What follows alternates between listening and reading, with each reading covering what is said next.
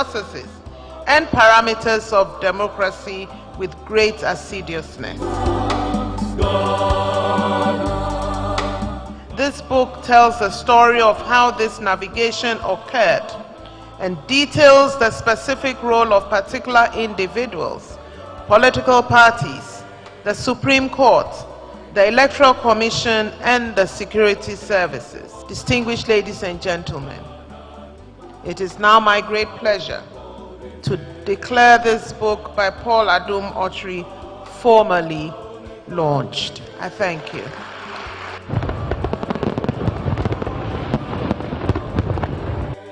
I think indeed we must pay compliments to what Paul Adum Otri has done. Many of us have many experiences and all, but hardly will we have the time to put together our experiences, chronicle them in the form of a book. So indeed, this work for me is very important, very significant, and I recommend it to many people in the country. It's important that we learn to script right for the records. And I think what our brother Paul has done is to be able to put his thoughts into writing, his recollection of history into writing, and his own opinions into writing, packaged and presented in this book.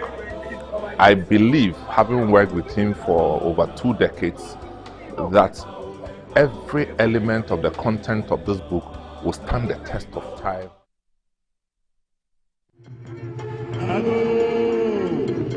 We acknowledge the arrival of His Excellency, President of the Republic of Ghana, President John Agyekum Kufour. Ladies and gentlemen, please rise.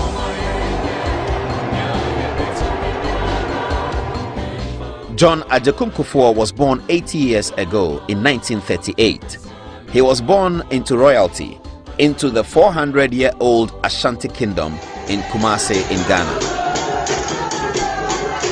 Mr. Kufuor studied at Prempeh College and later at the University of Oxford, where he earned a bachelor's in political science, philosophy and economics. He later studied for the bar and was called to Lincoln's Inn before he returned to Ghana to take up his first job as KCC chairman. KCC meaning Kumasi City Council, the same as today's mayor of Kumasi. As faith and interest would have it, Mr. Kufuor joined politics and became a member of the Consultative Assembly that drew up the Second Republican Constitution in 1979.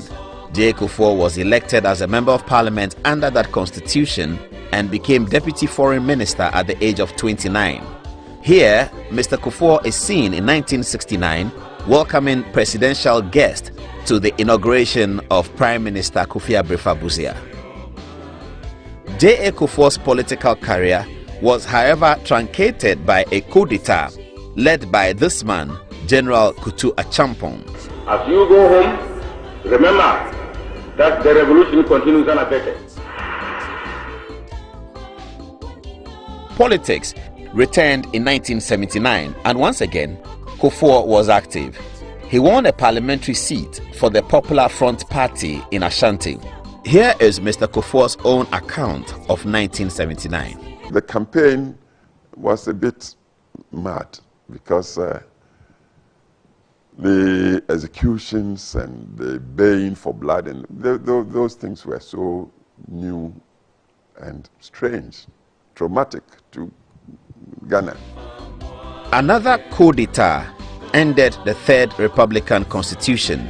Mr. Kufuor retired to private business until politics returned in the late 1980s, culminating in the promulgation of the 1992 Constitution. Kufuor, the politician, was back in the saddle, and in 1996 he was elected for the first time as the leader of his party, the New Patriotic Party.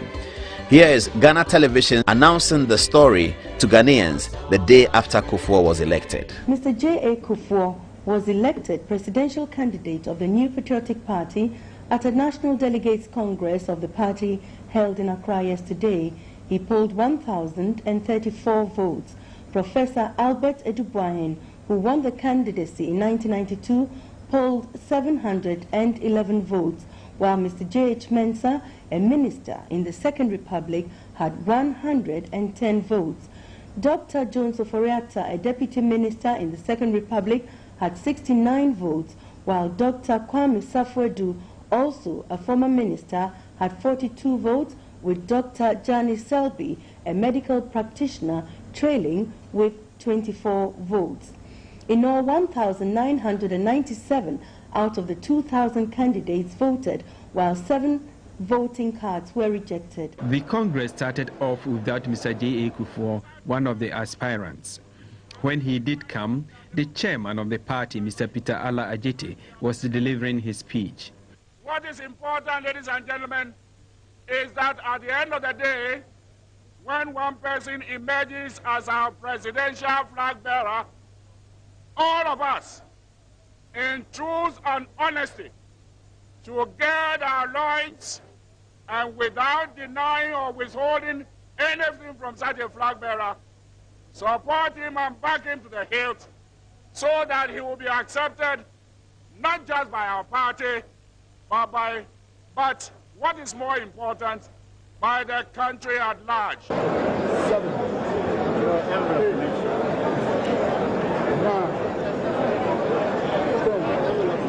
Out of the valid votes cast, Dr. Dan Selby had 24 votes, which comes to 1.2%. 1.2% of the valid votes cast. Dr. Safuedu had 42 votes, and that amounts to 2.1 of the valid votes.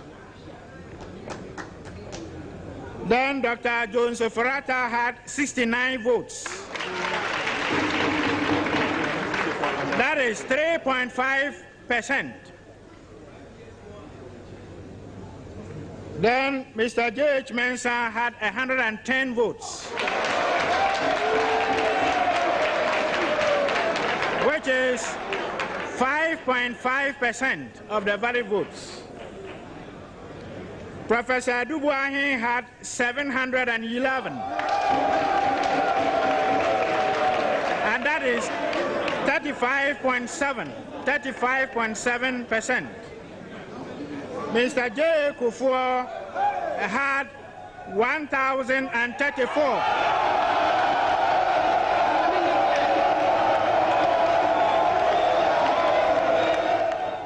The losing candidates first pledged their support to the winner, Mr. J.A. Kufuor.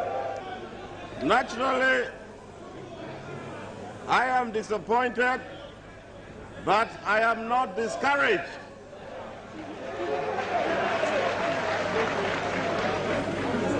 Democracy is at work. The people have made their decision. We now have a leader of this party, and all of us who are committed NPP will put our energies and service at his disposal, work as hard as possible to ensure that victory comes to NPP 1996. I would like to congratulate him and want to assure him that he can count on me. We should know that this is just a means to an end. I would like to send my heartiest, warmest congratulations to Mr. J.A. Kufuor for winning so decisively and with such resounding results. I am sure that with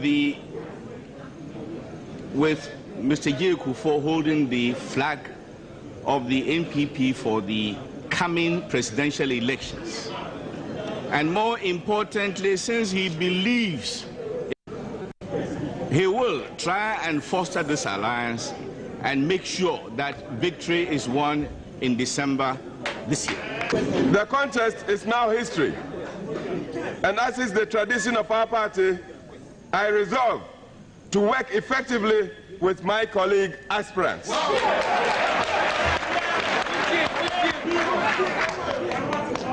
Being nominated as a presidential candidate is one thing, and winning the actual presidency is another task. How Mr. Kufuor is going to fulfill this ambition will depend on the Ghanaian electorate who go to the polls in December this year to exercise their franchise. As to whether he will be given the nod or not, well, time will tell. Francis Asuma, GTV News, report. Unfortunately, Mr. Kufuor lost the 1996 election, but his conduct on Inauguration Day won him many admirers within the Ghanaian body politic. Mr. Kufuor did the unthinkable. He mounted the stage to congratulate his rival, Flight Lieutenant Rawlings, in the full glare of the general public at Ghana's Independence Square. Ghana television commentator Edward Fachi was pleasantly surprised. This is a very historic moment. J.A. Kufuor goes to congratulate President Rawlings, and there you see Mrs. Kufuor. President Rawlings shaking hands with Dr. Edward Mahama. And isn't this a wonderful moment? You can see Mr. J.A. Kufuor. Destiny had fully come, and Mr. Kufuor and his team campaigned vigorously around the country. Eventually, he was elected as President of Ghana by a landslide in the second round of voting. Here is Mr. Kufuor in his first sessional address to Parliament, introduced to the House by the unforgettable Peter Alhaji, the then Speaker of Parliament. In inviting His Excellency the President of the Republic of Ghana and Commander-in-Chief of the Ghana Armed Forces to deliver his message on the state of the nation. Mr. Speaker, honorable members of Parliament, 5 weeks ago, on 7th January, year 2001, I appeared before you to swear the great oath to assume the high office of President of the Republic. Since then, I have been occupied with assembling the team which will assist me in the discharge of my mandate. With your cooperation, that task is now substantially complete. Perhaps Mr. Kufuor is the first president under the Fourth Republic to have achieved major significant social interventions. The National Health Insurance Scheme was fully established in Ghana for the first time. The free compulsory universal basic education was implemented. The capitation grant and the school feeding program were all programs established under Mr. Kufuor. After serving 2 terms, the National Constitution debarred Mr. Kufuor from contesting. His party, the New Patriotic Party, therefore had to choose a new leader. On that auspicious occasion in 2007, Mr. Kufuor sounded significantly philosophical. This party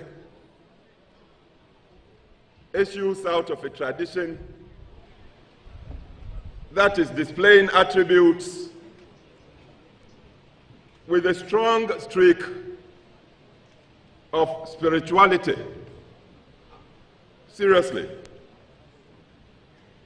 there is an innate wisdom, shrewdness, and mystique that combine to hallmark this party as no ordinary party. It's truly a party of destiny. And I speak with some authority because I've come through the process and I know it. Mr. Kufuor's desire to see his party and their candidate win the election was thwarted as Ghanaians voted for the rival party, the NDC.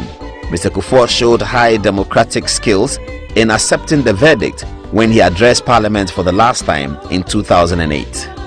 Naturally, Mr. Speaker, I had hoped that after my tenure, I would be succeeded by a candidate from my own political tradition. But as things stand, and have turned out, the Electoral Commissioner has declared that the electorate of Ghana has decided otherwise. As a Democrat, I acknowledge this declaration, and I therefore congratulate once more Professor John Evans Atta-Mills on his election. Mr. Speaker, I should also congratulate the NPP flag bearer, Honorable Nana Dudankwa Kufuor, who has acquitted himself with valor and the greatest sense of dignity in what is perhaps one of the closest and most keenly contested elections ever in the nation's political history. In this interview, Mr. Kufuor explains why his party lost the election. Unfortunately for us, we went into the 2008 election with some splits within our ranks. For instance, 18 of our members stood independent in parliamentary elections. Didn't help us. That didn't help us. If they hadn't done it, Nanado would have won one touch. Because even with all the splits on the count after the first round, he led by 49-point-something%. Needed only 23,000 votes to have won outrightly. 8 years later, Mr. Kufuor was back on the campaign trail to ensure that his party was re-elected to power, and as fate would have it, it must have been a proud moment for John Agyekum Kufuor while he watched his friend and contemporary, his former Attorney General and former Foreign Minister, take the oath of President, and his, Mr. Kufuor's former appointee at the Bank of Ghana, Dr. Mahamadou Bawumia, take the oath as Vice President. At this stage, the historians will begin to write. The only small matter of a setback to Mr. Kufuor's administration will be the gruesome murder of the Yana Yakubu Andani under Mr. Kufuor's watch as President of Ghana and Commander-in-Chief of the Ghana Armed Forces. All in all, history should judge Mr. Kufuor kindly. After all, he enhanced democracy and good governance. None of his appointees was found for corruption. He laid down the foundations of meaningful social interventions over an 8-year period. And he also set up the National Reconciliation Commission to reconcile our people towards a great future. And he accepted the narrowest of defeat even when his party did not win. This is what Mr. Kufuor said about himself in terms of legacy. My abiding principle in life has always been to leave a place better than I found it. In that regard, may we confer on John Agyekum Kufuor, the most distinguished constitutional statesman of Ghana.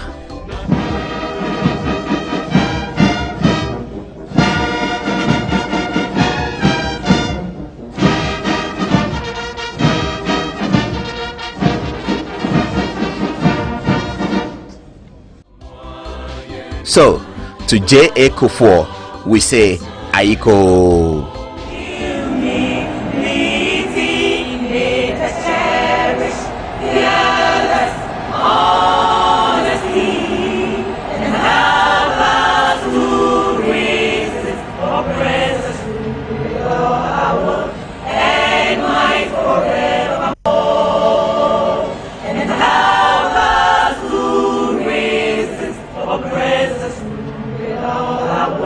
And might forever.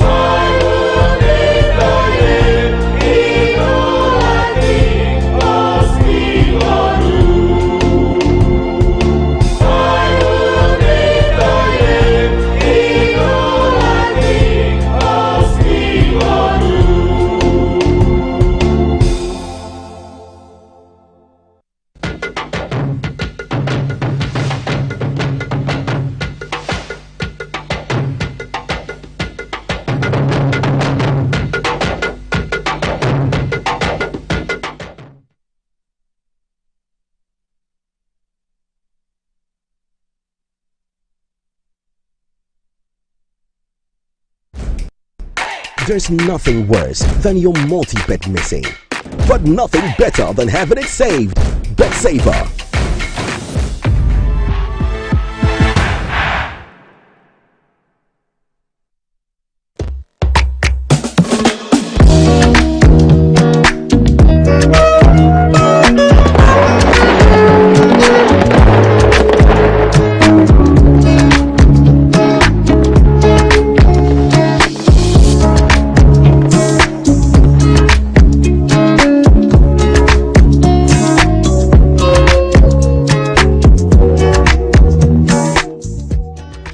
Kwame and Yao.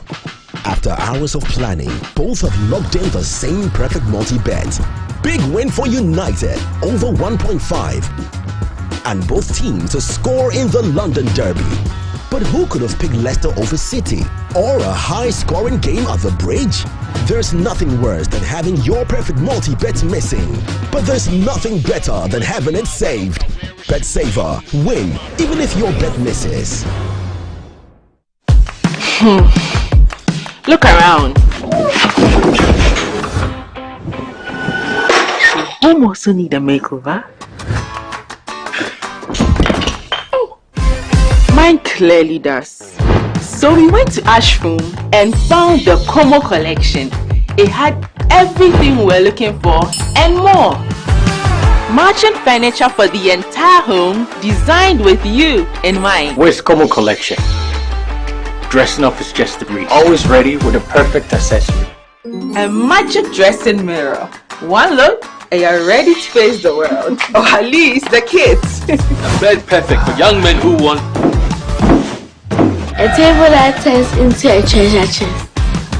And finally, a sofa with this grand TV unit for family time at home. Head over to any Ashfoam store now and discover the new Como collection. Ashfoam, feel it, know it. Fire Pomudimia Ruby, Ghana Funiaji, if you say, ya, your local spices, na ya frafra, ya sanko for natural spice. Me the gummy jollof fumu, me misti wa huduma, emanate dance. Stanley, the barbecue, the go on.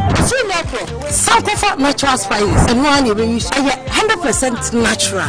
Said the happen. Adofo, mamu ye huge mistake. Sanko for natural spices. Didi. FDIG ejodi nkratu yatu.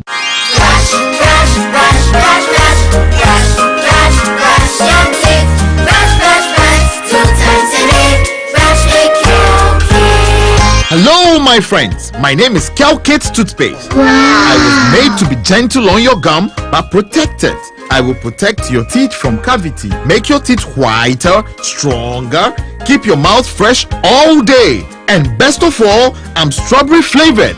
So put on a smile and try me. That's amazing. Just try me. That's my job. If you say so, jump on my brush.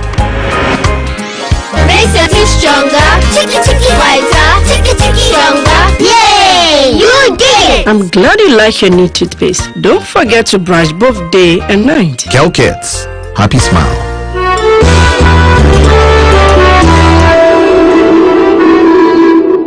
And you're fine. Go straight. No, I want to left, right. That's right.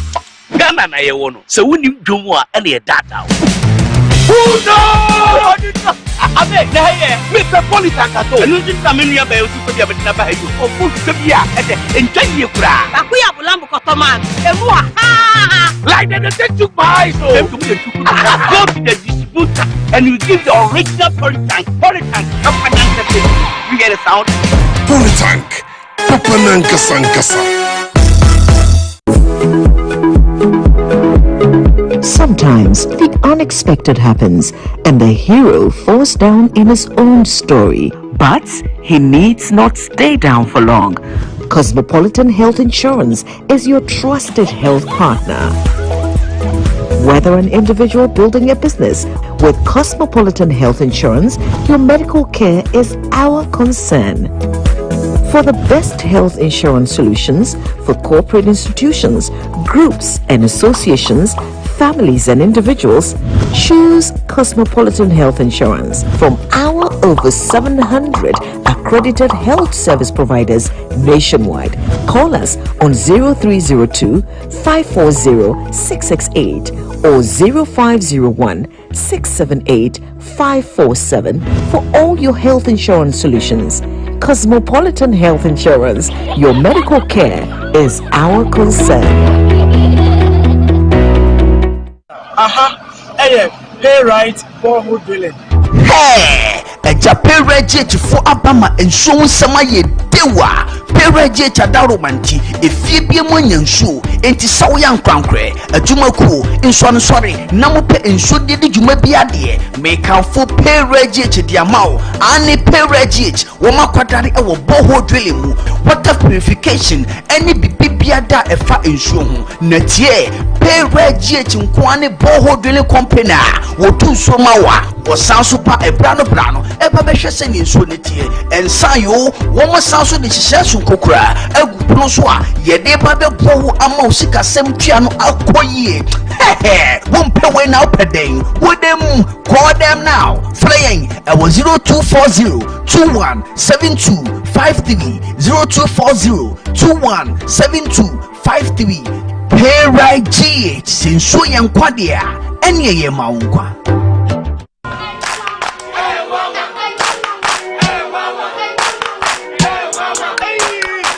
Cratchy, unemu bua unkosha Dr. Ban uye denwa. Oh, Missy Yafan come and me burua. Mami go buru. Don't ya tell me ko bra. Mumi yafan ko Dr. Ban ho. Dr. Ban oya de. Bra, sabanu numpemu adwuma sasabro slow Dr. Ban oye. Hey, me kona meka. Oh, numpemu nimdi onu na ye expect nya zanfo no. O akra any Kumasi numpemu expect yen kan kire.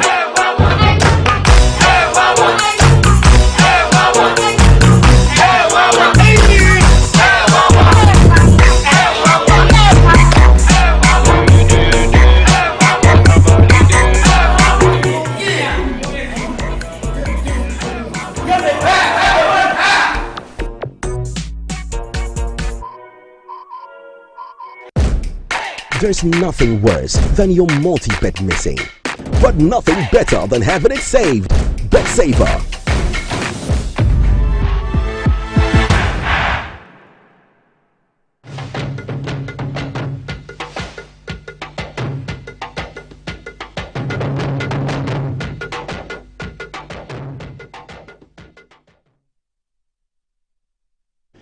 Hi, good evening. Welcome to this edition of the show. Tonight we have so much to talk about. We have two interviews today.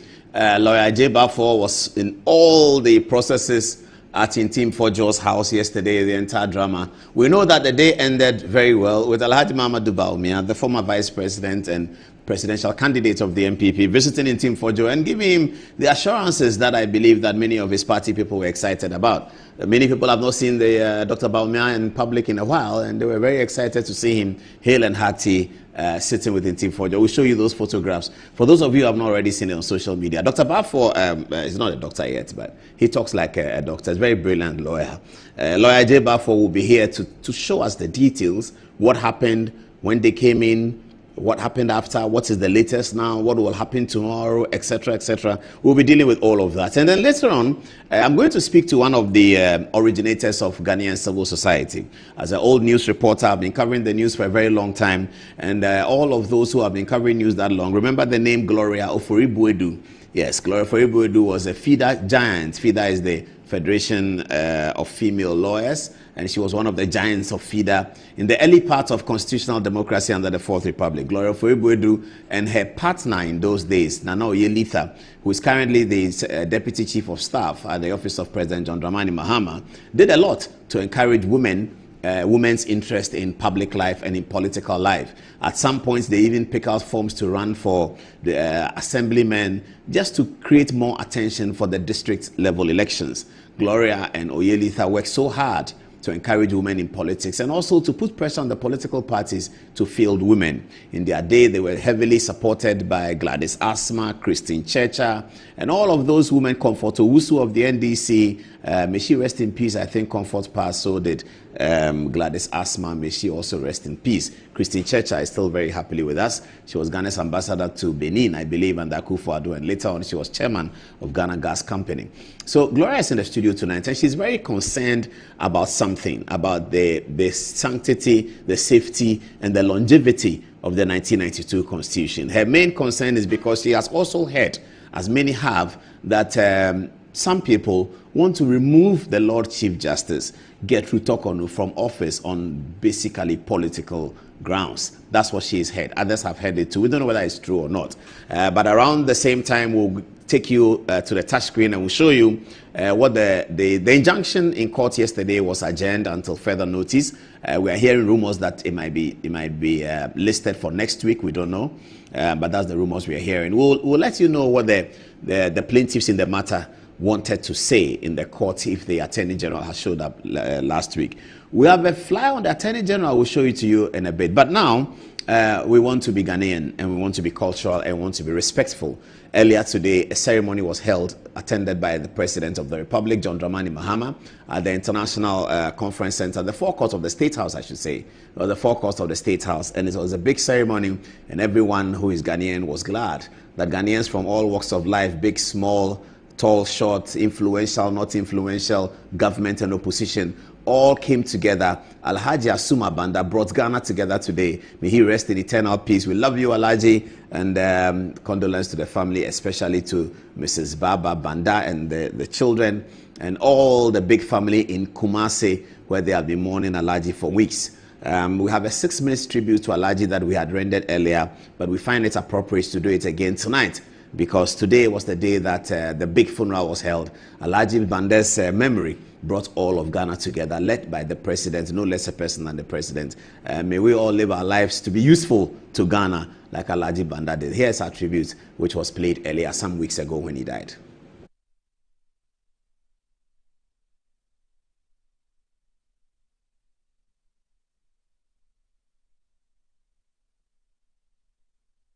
It's with a deep sense of gratitude that I stand here to present a tribute to Alhaji Asuma Banda, who died recently at a very old age.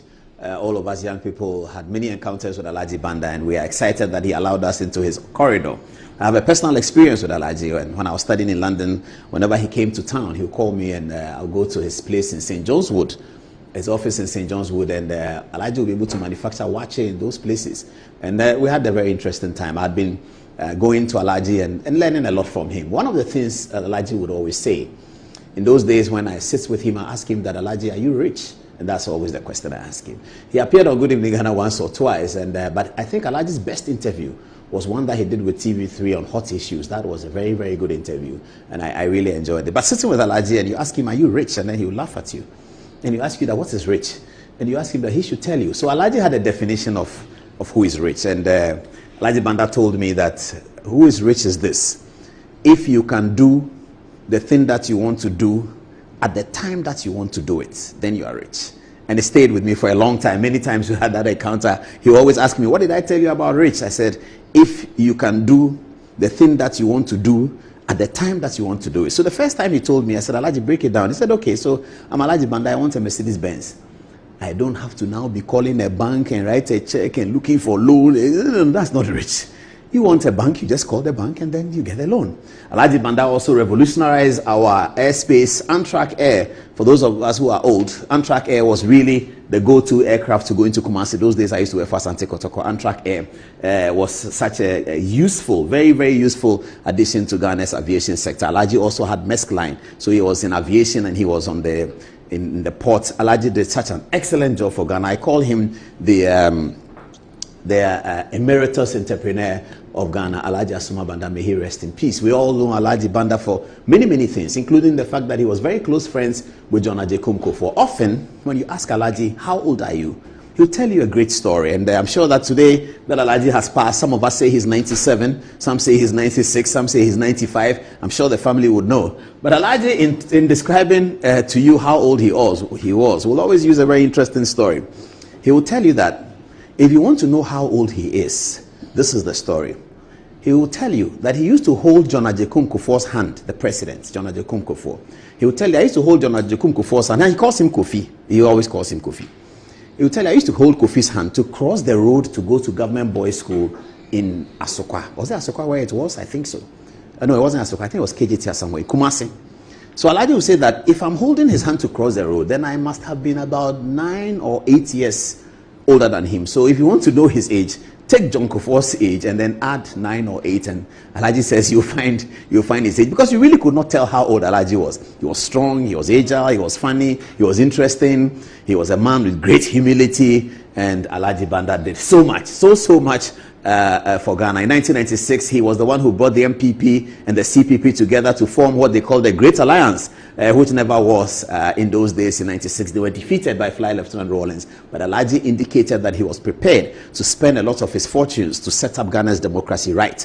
In the book that we wrote, we have, I think, some lines about Alhaji Banda's commitment to the Fourth Republican democracy. He's one of the people who is really committed his resources to this Fourth Republican democracy up to 1997, including the year 2000. In 2000, Alhaji sacrificed almost everything to make his friend Kofi president. And I remember very well the first event that President Kufour attended, even before his inauguration, after he had won the 28 December second round. The first event was, I think, 3rd or 4th January. It was the celebrated birthday of Alhaji's wife, Banda. Baba was turning 40, and Kufour attended as president-elect. It was a very big honor for Alhaji Banda. He was very excited on that day. Alhaji Banda is also credited for bringing in Francis Poku, who became a stalwart to John Ajekum Kufuor's security apparatus until, of course, the end. There were many things Alhaji was not happy about. Tonight, I will not say that. But as we eulogize Alhaji also in Ghana Month, because he is a very distinguished Ghanaian, we'll be talking a lot about Alhaji Asuma Banda. May he rest in eternal peace. And he's been a great example for everyone. The emeritus entrepreneur of Ghana is how I call him. Alhaji Asuma Banda. Rest in peace.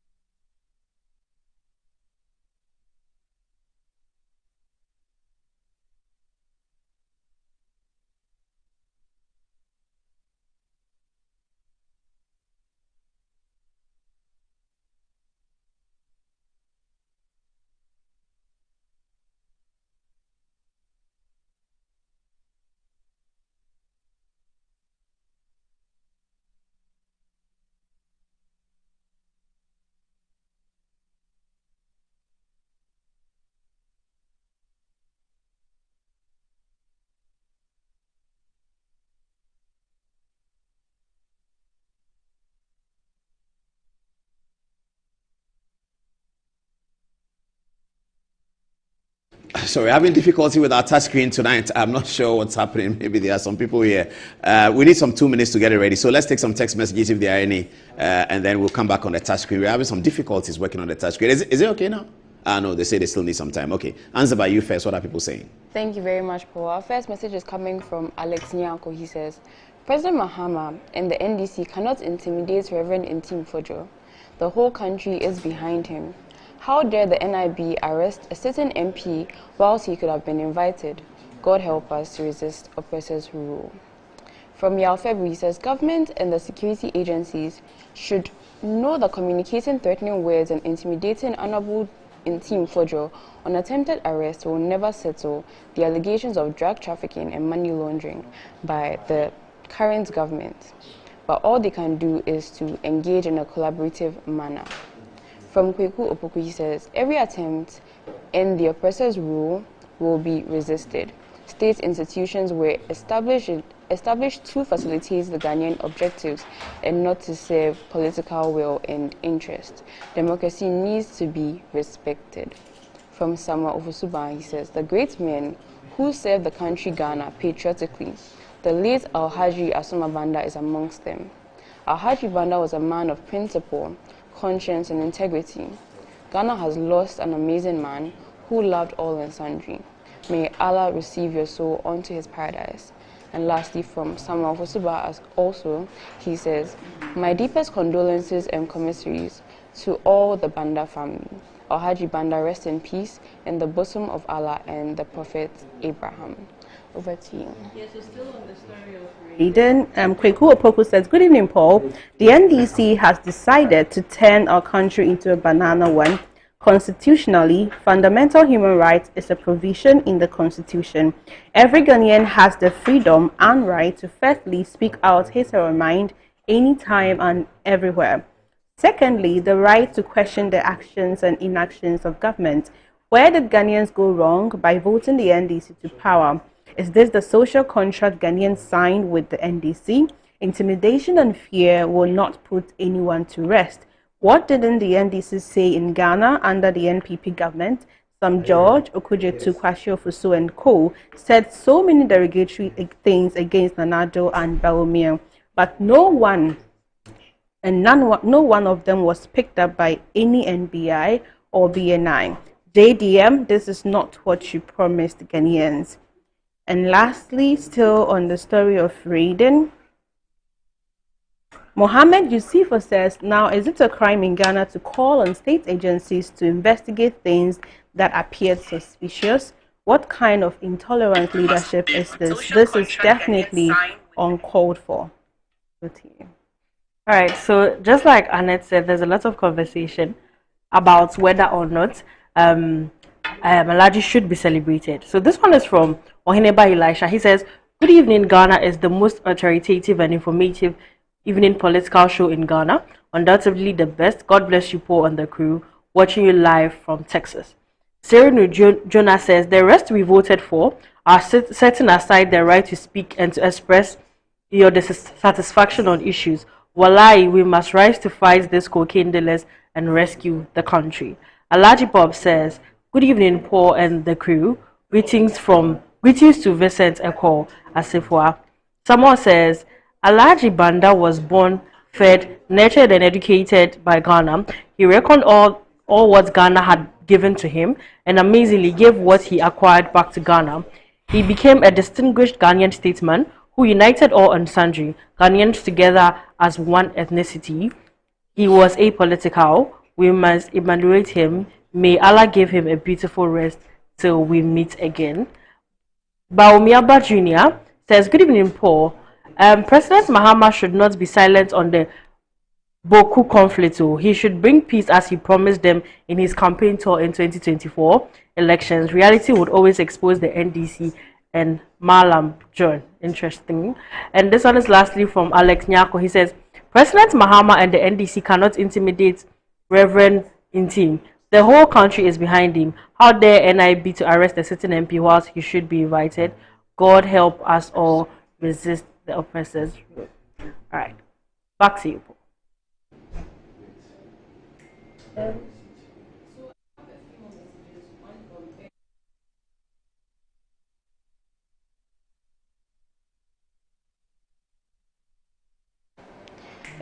We have from Sugri Jonas. He says, the rest we voted for is setting aside the right to speak and to express your dissatisfaction on issues.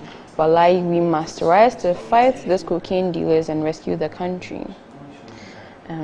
Let's see if there's some more. From Alhaji, he says, writing from Wembley, London. Good evening, Paul. Please let the NDC goons masquerading as national security know that they can't intimidate anyone in the country. Lastly, from High Life Governor, he says, rebuilding the party we need. And Augustine says, Papa Kufour, the gentle giant. Antonio, do you have any messages for us? Get back to him. Okay, Paul, that would be it. No, back to you. Come back to the show. Thank you very much. I think we're getting better now. So I have the Kumasi Airport picture here because today something happened. For viewers, I shared with you what happened in Kumasi, but something else has happened today. So this is Kumasi Airport. So today I got a very important call and I went to see who did I go and see? Can you give me the photograph next? I went to see a very, very important Ghanaian. The Archbishop Nicholas Duncan Williams, the only Archbishop we have. So Papa called me and he was quite upset. And he said, look, you people, you're young people, you are sitting down, you won't come together. Ghana, the whole of Africa has 23 trillion under the ground. Ghana has gone to IMF 18 times. And you are sitting down, you are fighting. You are fighting. What is this about? You are young, he's young, you people are fighting for what?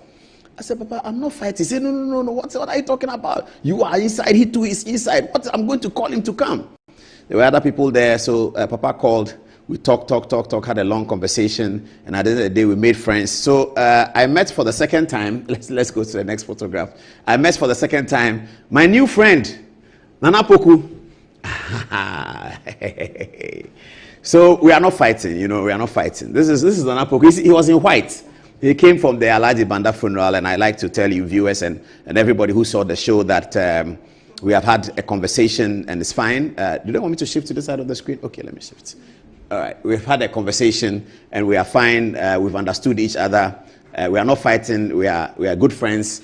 We belong to different sides, yes, but we are still good friends. And even in the conversation, he said that you people, I said you to you people, I said you people, and then, but the Archbishop was in the middle, and thank God for the Archbishop. He chaired a nice meeting, and because the Archbishop knows that I like nice food, when he finished, he brought plantain chips and hibiscus drink. It was fantastic. Papa, thank you very much for the plantain chips. But he said something that was important. You see, he said that in Japan, young people are meeting, they are thinking about constitutional arrangement. Papa is very interested in the constitutional amendment, what kind of amendments we can make. He was telling me that, why is it that in UK, they have election campaign for only 1 month? They dissolve parliament and just 1 month for the election. Why can't we do that here? I said, Papa, I've been talking about it forever. He said, no, but you people, that's what you should be doing, not fighting. You shouldn't be fighting. So Nana Poku came, we shook hands. Put Nana Poku's photograph again. Nana Poku came, we shook hands, and he now reminded me of different times that I had met him. I had met him in the United Kingdom.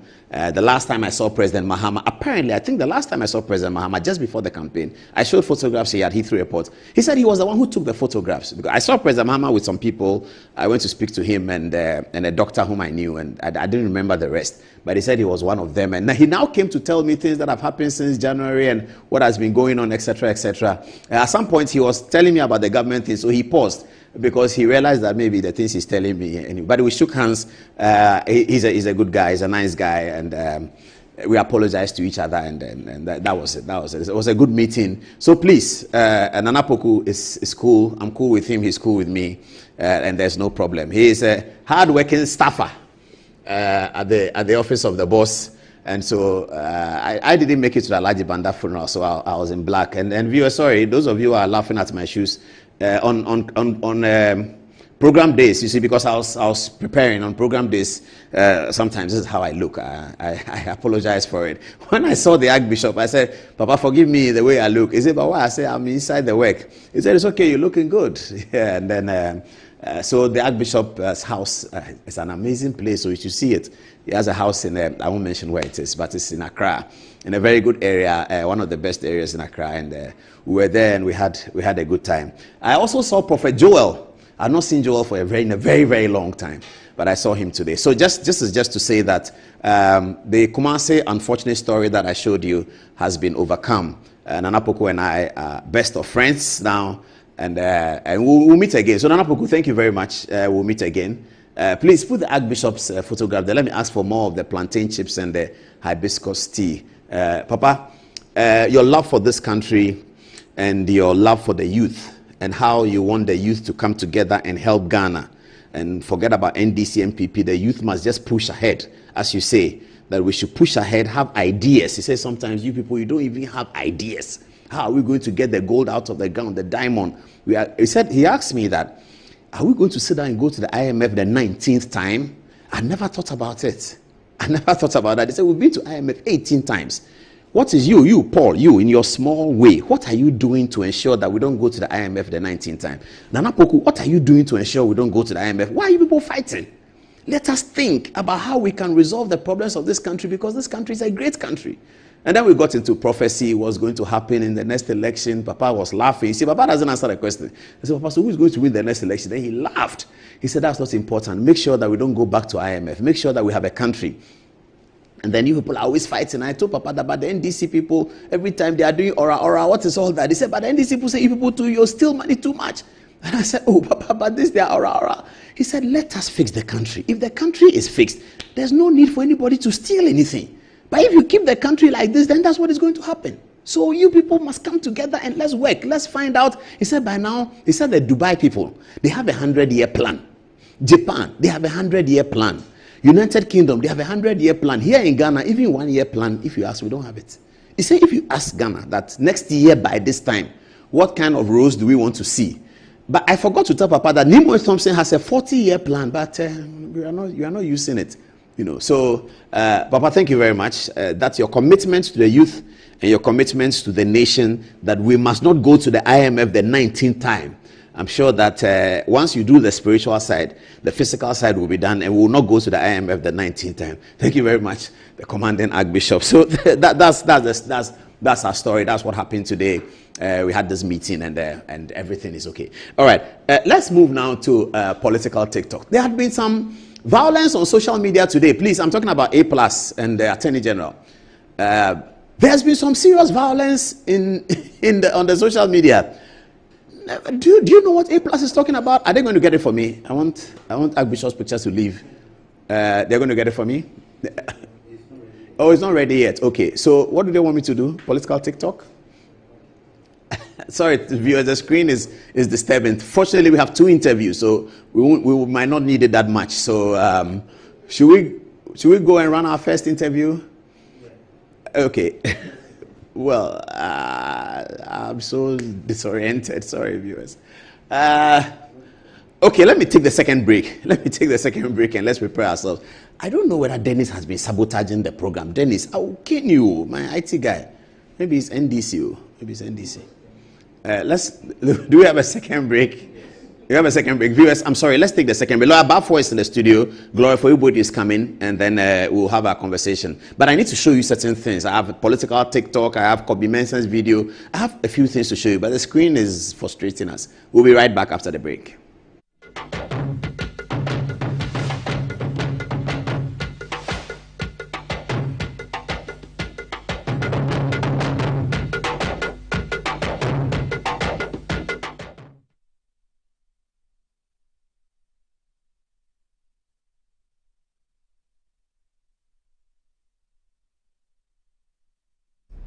There's nothing worse than your multi-bet missing, but nothing better than having it saved. BetSaver.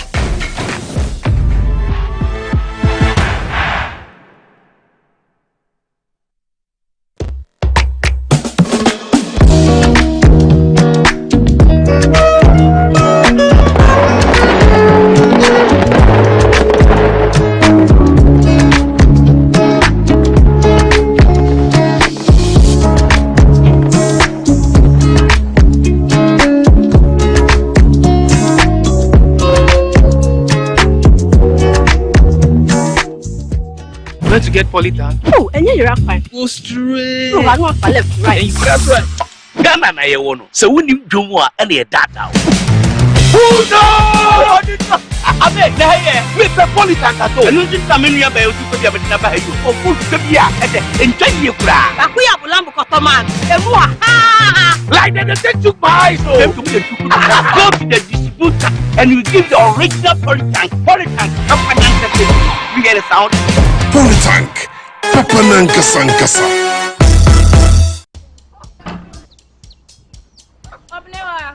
Mommy.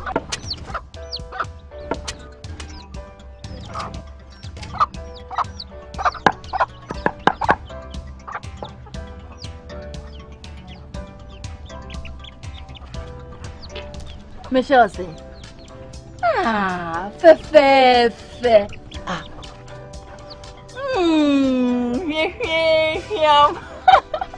Different era, better result. Time has changed and time has brought Kel Choco Toothpaste. Healthy gums, anti-cavity, fresher breath, and it whitens teeth.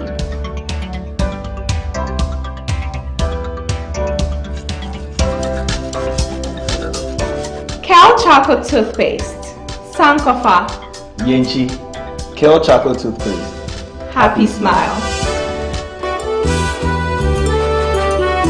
This advert is FDA approved. Sometimes the unexpected happens and the hero falls down in his own story. But he needs not stay down for long. Cosmopolitan Health Insurance is your trusted health partner. Whether an individual building a business, with Cosmopolitan Health Insurance, your medical care is our concern. For the best health insurance solutions for corporate institutions, groups and associations, families and individuals, choose Cosmopolitan Health Insurance from our over 700 accredited health service providers nationwide. Call us on 0302 540 668 or 0501 678 547 for all your health insurance solutions. Cosmopolitan Health Insurance, your medical care is our concern. Attention all farmers, are you ready to take your crops to the next level? Introducing 3 effective organic composts that will revolutionize your farming practices. ACAP, KCAP and Aricop brings to you the ultimate solution for your fertilizer needs. Introducing the ACAP Grade A, KCAP Equiafua Jinkwa, and the Aricop with cocoa blends, palm blend and mulch. These are made from locally sourced municipal solid waste, and these are the perfect choice for sustainable farming. Join the organic revolution today. Boost your crop yield, improve soil health, and support sustainable farming practices. Choose ACAP, KCAP, and Aricop organic compost for a greener and bountiful harvest. For your purchase and more information, call the numbers on your screen. Our products are endorsed by COCOBOD, Planting for Food and Jobs, and the Ministry of Food and Agriculture. There's nothing worse than your multi-bet missing, but nothing better than having it saved. Bet Saver.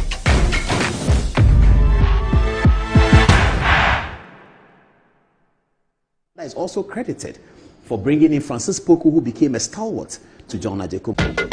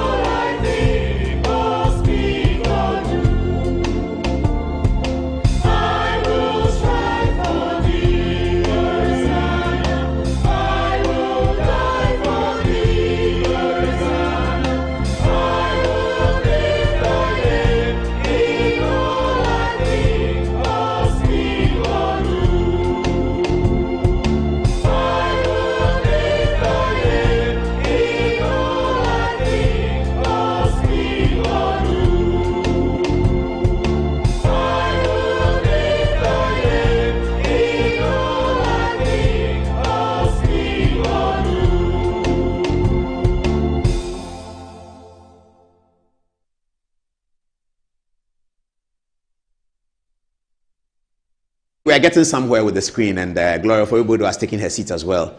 The violence on social media this afternoon was amazing. Kwame A+, what is happening? What's the matter?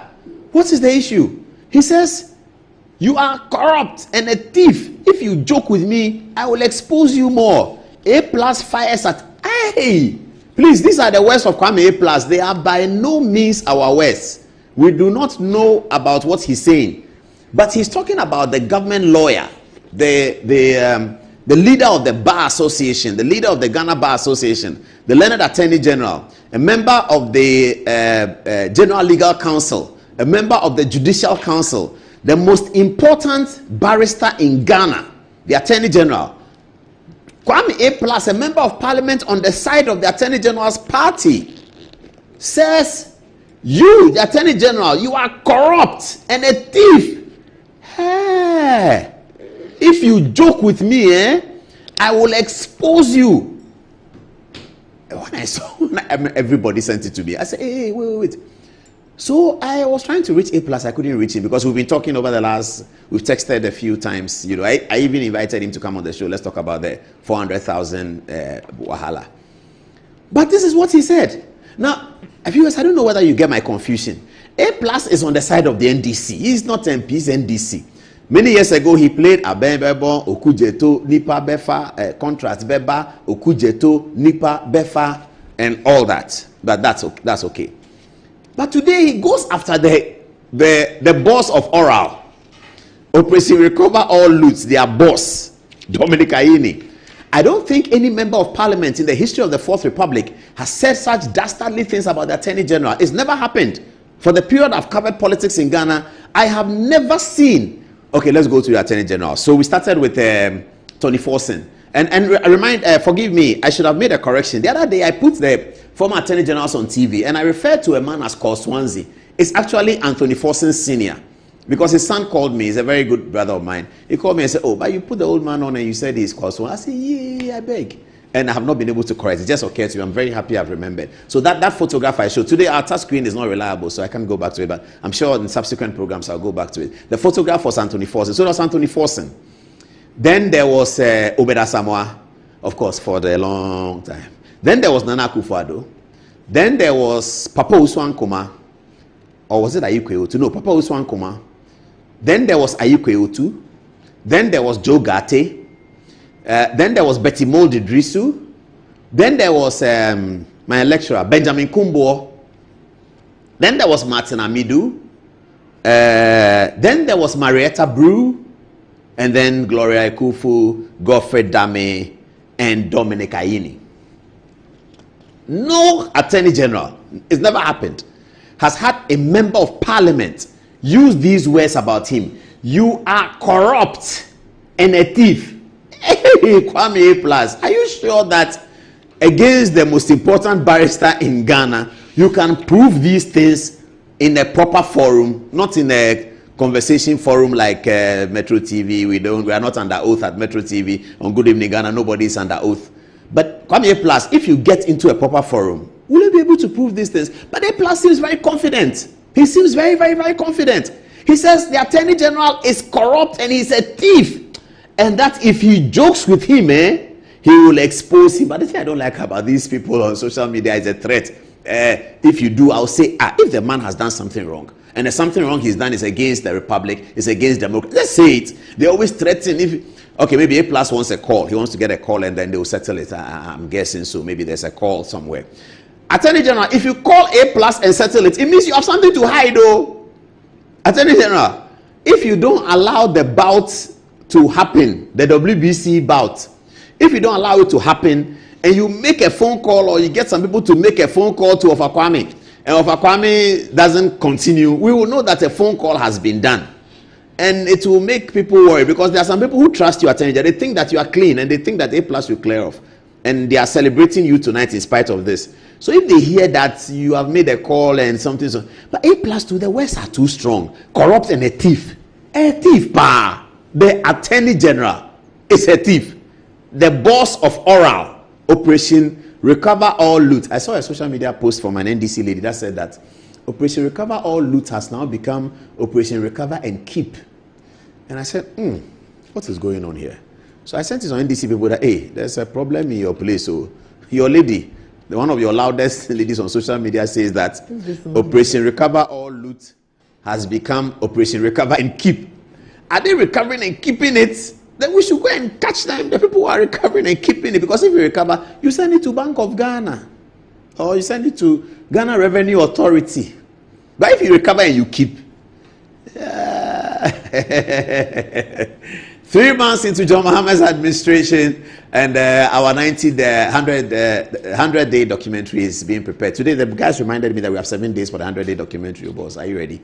I said, Charlie, the pressure. Anyway, we'll get it done. We'll get it done. So, viewers, I'm sharing this with you so that you can also share it with other people and let us together see whether we can get to the bottom of the matter. Because the learned Attorney General has been accused of corruption. We don't have much time. Let me just take Gloria Ofori's conversation.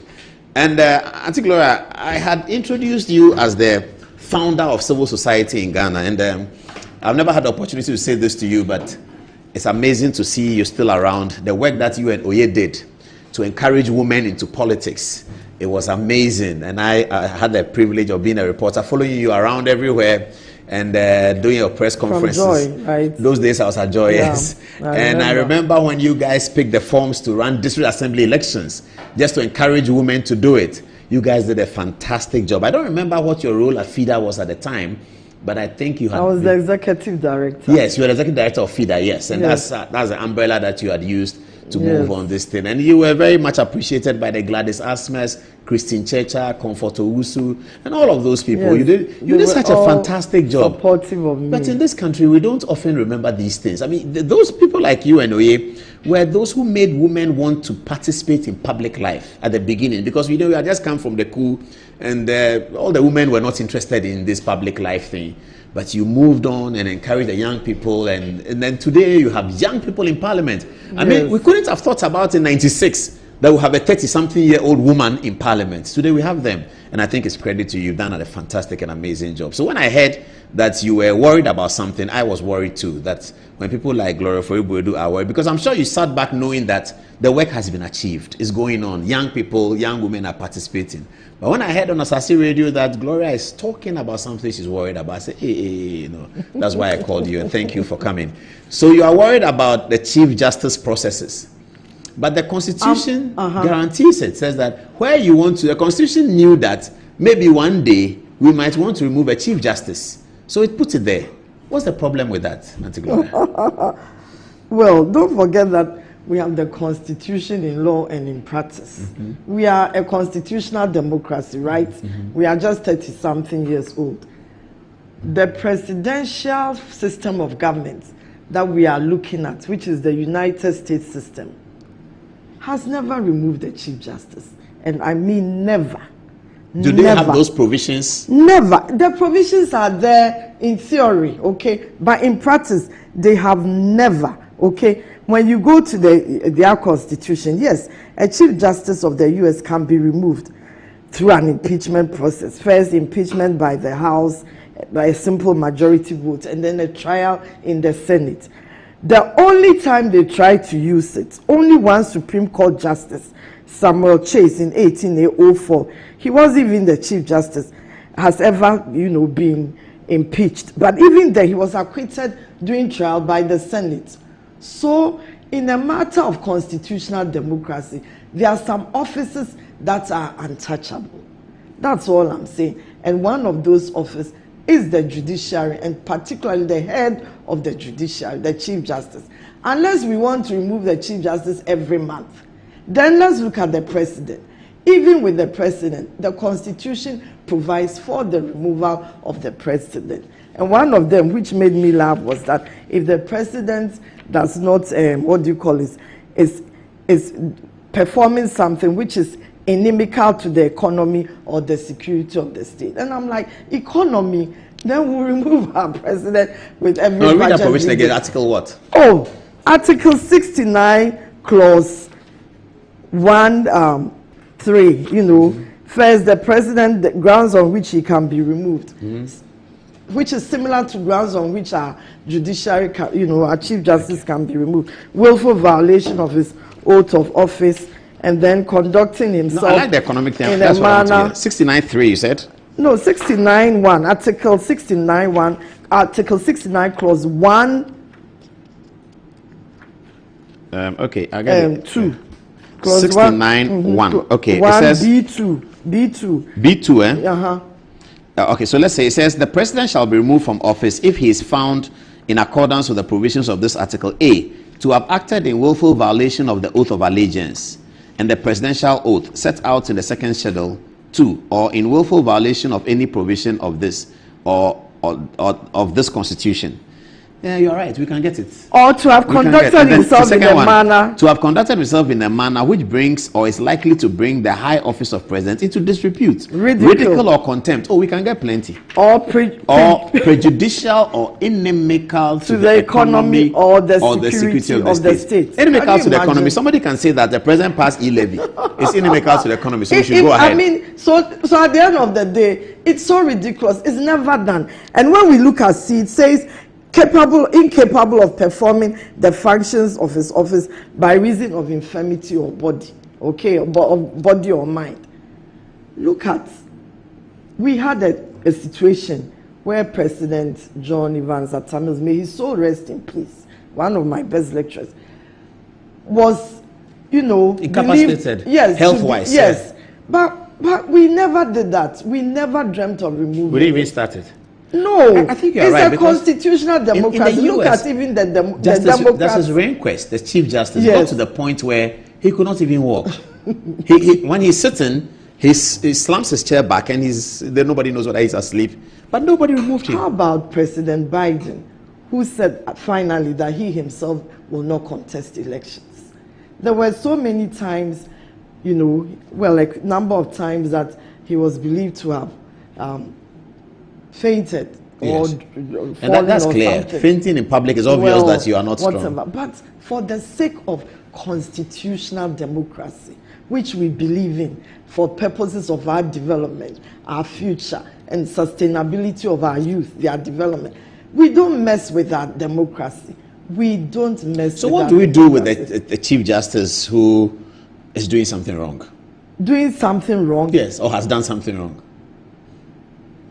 Doing something wrong? Yes. Who is the one to tell us who is doing something wrong? But there are provisions in the law. Yes, there are provisions. Article 146. There are provisions also under Article 69 for the of president. The economy. Yes. So you're saying that when somebody becomes president and somebody becomes Chief Justice, we can sympathize with the president because he's directly elected by the people.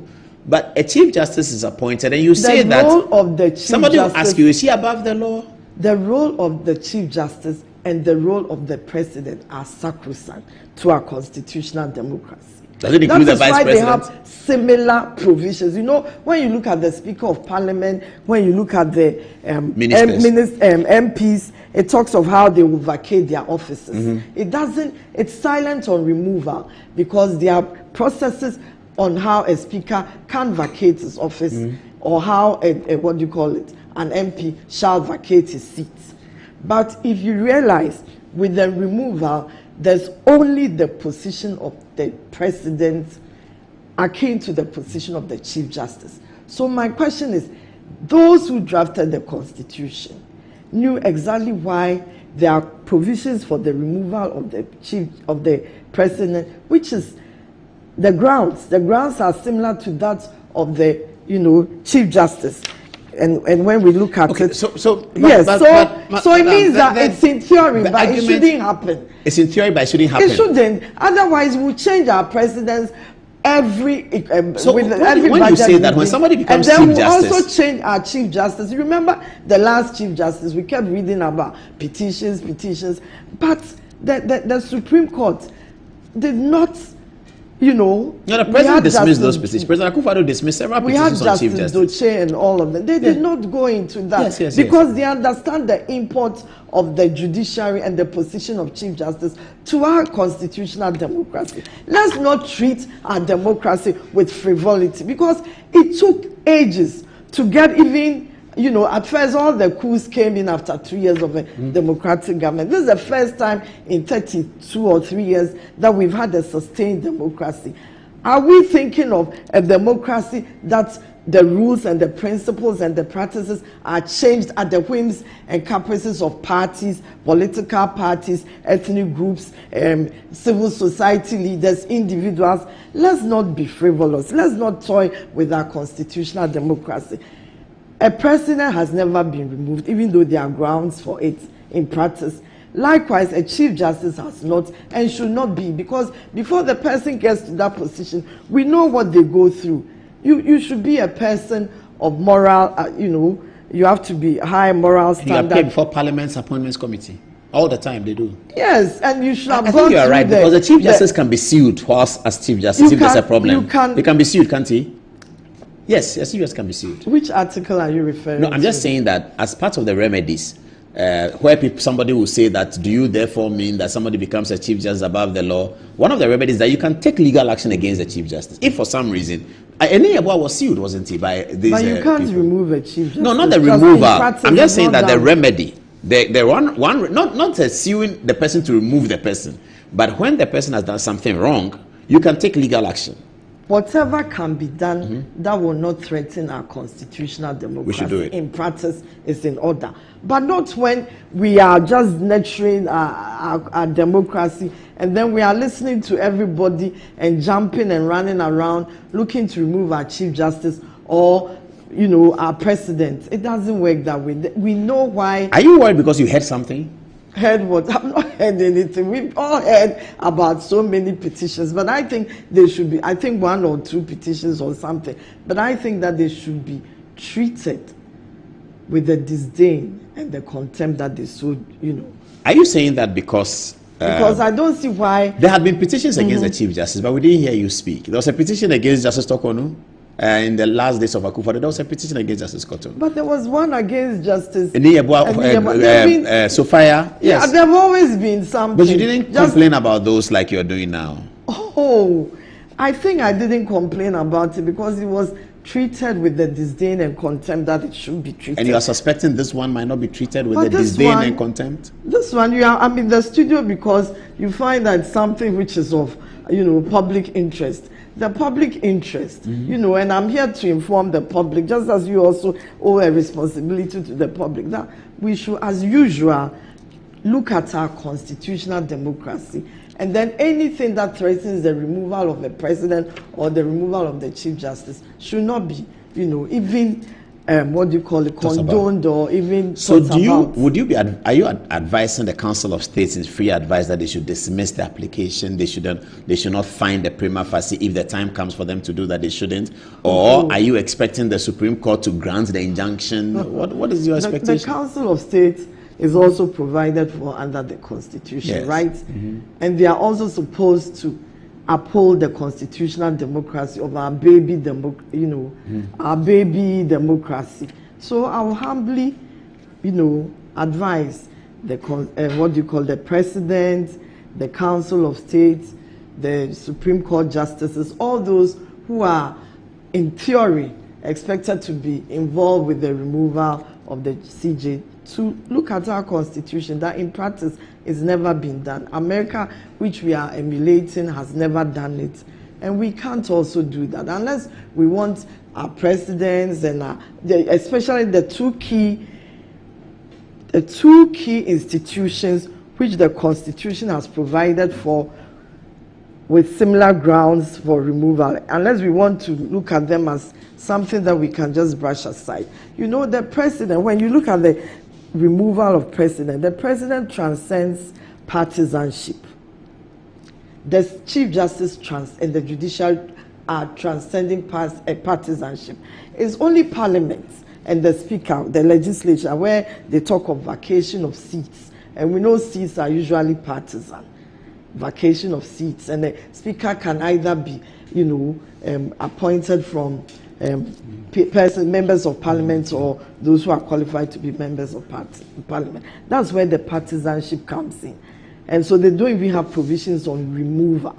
But when it comes to the Chief Justice, who is the fourth, most important, yeah. The fourth person in our constitutional democracy, and then you come to the president, who is the first person. It transcends party lines. It transcends. There's nothing about vacation of seats. The president has his term, and the Chief Justice has his or her term. So is it because the Chief Justice is a woman that you are more concerned about, which will still be legitimate, but is it because of that?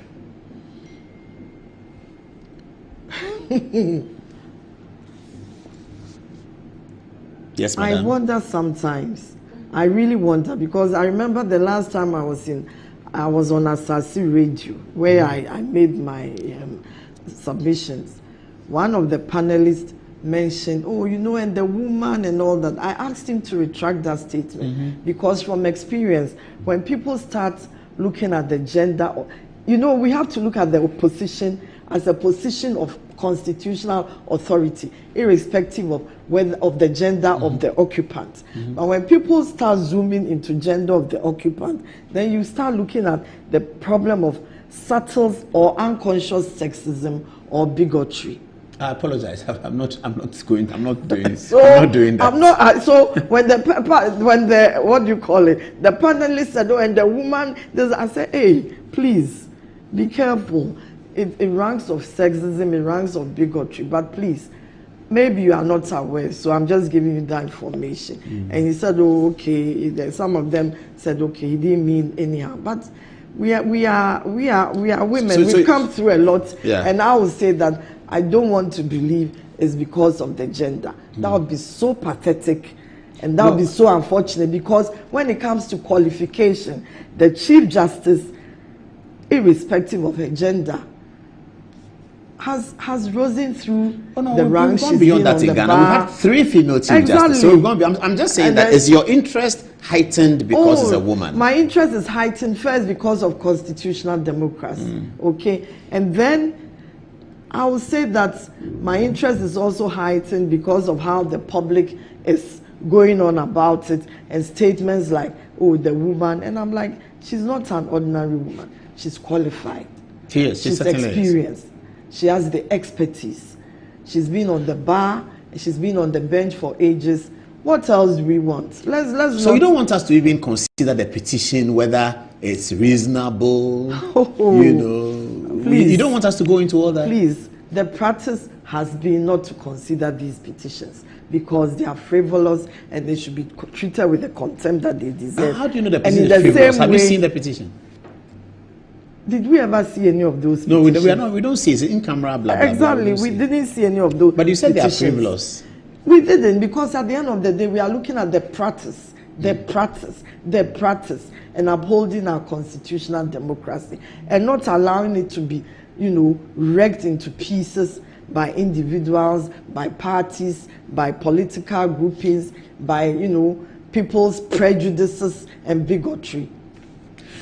Final question for you. I heard that there's conversations at the constitutional amendment, Dr. Kwesi Prempe's place, where they are suggesting to the constitutional amendment that if we have a new constitution, Article 146 should be taken out, and that the appointment of the Chief Justice, for the appointment of the Chief Justice, political interference should be taken out. The president should not have any roles to play in it. There should be a way in which the Judicial Council can come up with somebody as the Chief Justice, and the person goes to Parliament, and that this issue about impeachment of that person should be completely scrapped. Do you subscribe to something like that?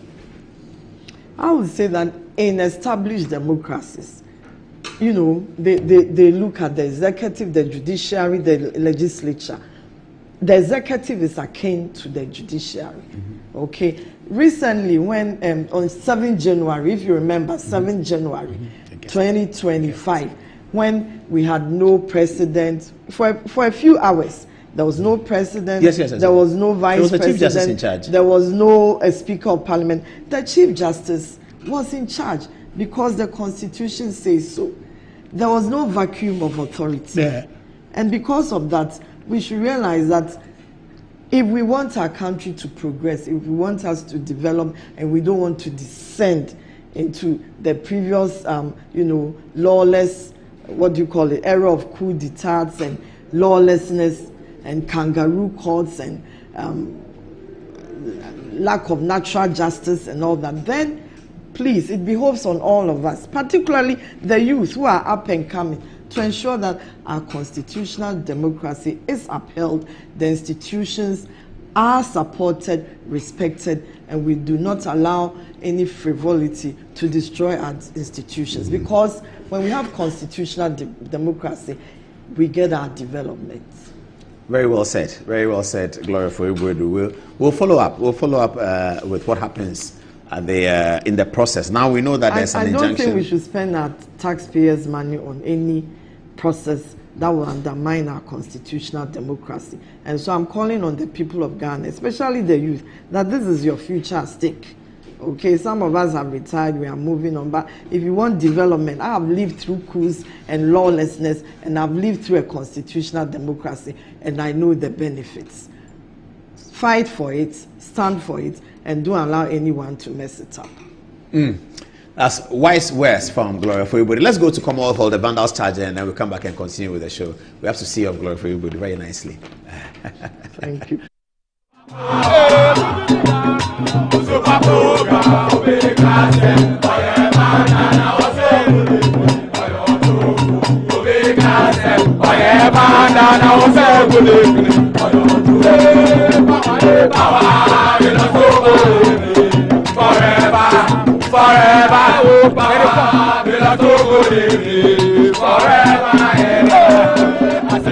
Now you be oga.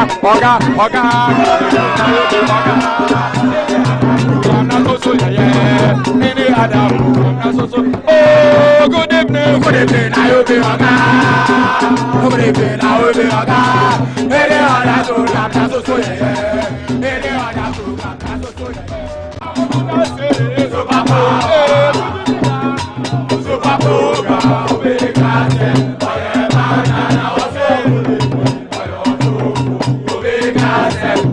Banda now say good evening.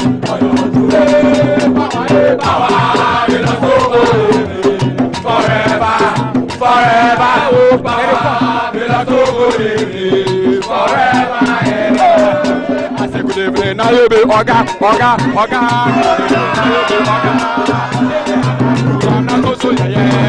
Any other oh, good evening. Now you be oga. Good evening. Now you be oga. Any other program that's so any other program that's so super program, big class,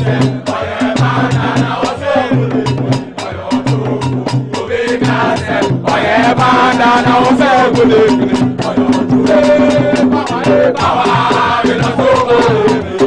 Forever, forever, forever. I say good evening. Now you be oga.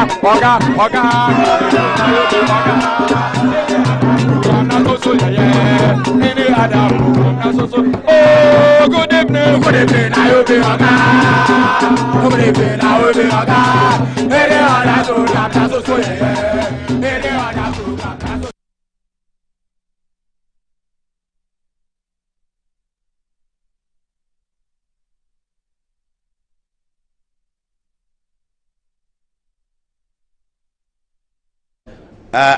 Lawyer Bafo is here, great lawyer. But let me just take some text messages from Lawyer Bafo. They admire your grey blazer. It came on the TV. It was very nice. All right. So, Ella, let's start with you. What are people saying? Just maybe one each or two each. Seem to agree with Madam Gloria. Others do not. This one is from Augustine. He says, Madam, please organize a peaceful demonstration and we will join you. Thank you so much for your intervention. The Ghanaian public is definitely too quiet on the issue. And lastly, from Samuel, he said, yesterday I had some excerpts from the 3 petitions put forward to expand the leadership Chief Justice. And I asked my colleagues who I shared the program with, who are the composers of the Presidential Advisory Team. Such an infertile petition to remove such a respectable officer is laughable. Are we serious in the nation building? At the caliber of the president and some political experience that he has acquired, does not permit him to entertain such frivolous execution. It will hang up to hurt his prosperity if he accomplishes this disdainful request from those proponents. Paul, Madam Gloria is the true daughter of Achim Asafo, South future member of Parliament. Advertise for her, please. All right, yes, so that is from Samuel. Right, what do you have for us? Yes, so Bennett Dancer says, isn't it shocking that a political persecution riding on the back of frivolous petitions by anonymous petitioners seeking to remove the feared female CJ of our apex courts, and all the women in the country are quiet. This petition is politically motivated, and all the women must rise up and protest the CJ's removal. And he adds a hashtag saying no to dictatorship. Now, Belkin seems to disagree with our guest. He says the arguments seem to lack legal and intellectual depth because grounded petitions against the CJ cannot be swept under the carpet. Moses Echampon is in agreement. He says a good point by your guest. The petition is becoming one too many, hence the need to entrench the process. We must protect our democracy at all times.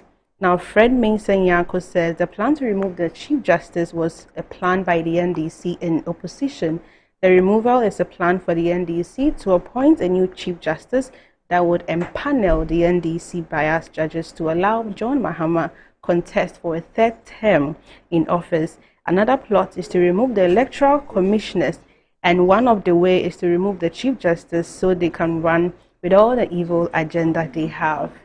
What do you have for us? From Anthony Mensah, he says all these things that they are doing is just to cover their manifesto of 24 hours economy. From Reverend Elisha, he says, good evening, Paul. Yesterday was Madame Gloria's birthday, wishing her God's blessing. And lastly, from Mike, he says, let's all come together to fight this galamsey since it's causing more harm than good. Alhaji says, please, Mr. Paul, activate your text lines available on your screen. Okay, over to you, Paul. All right, thank you. But let's get straight to the point, Lawyer Balfour. Yesterday, what happened? How was your day yesterday before you found yourself among policemen? You know, yesterday I was in chambers. You know, Parliament is on recess. So yesterday I was in chambers around 1 o'clock, sitting behind my desk working, when Reverend Intim Fojo reached out to me that this is what is happening. So what did he say? He said that he had security men armed to the teeth who are taking siege of his house. And so, you know, I should come over. I also reached out to leadership. Apparently, he had also reached out to leadership of the Minority Caucus. There was subsequent publication on our WhatsApp platforms. And so, you know, I quickly stepped out of my office and then, you know, headed to his place. When I got there, in fact, I was one of the first people to have gotten there from the Minority Caucus. But when I got there, the general secretary of our party was also there. And I was shocked to see over 20 men, security personnel in the house, coming for Reverend Intim Fojo. And, you know, at that point, this is the image that played out in my mind. I looked at the size of Reverend Intim Fojo. I compared him to myself, my build, my height. And I wondered, why would you want to come for this man? You know, his size, not huge, not tall, not big, right? With the greatest of respect, allow me to use the word smallish. With 20 security men. Maybe they are worried he has a gun. That is speculated. Yeah, I'm just explaining why they could come with that many men. But Paul, this is a member of parliament. This is the ranking member for security and for interior and defense. So he's your shadow interior minister? Yes. This is a third-term parliamentarian. This is a former deputy minister of state. How do you want to approach him this way? How? The point you're making is that he has such a stake that he's not running away anywhere. So you want something from him, you can get it. How can he be a threat? Yes, in any event, the press conference he organized, he did so in his capacity as the ranking member for the minority. What was the charge? What is the allegation? What was the concern? They said they wanted him for interrogation. About what? Strangely, when I got there, in his living room, there were 2 security persons who hold themselves as security persons seated. Then they said, I can look at the ID cards. Strangely, they didn't have their names on the ID cards. They only had their pictures. So it didn't even qualify for an identity card. Name. No name. An ID card We with no only name. have NIB on it. No name. So it doesn't even qualify for With a photograph. With a photograph. But no name. No name.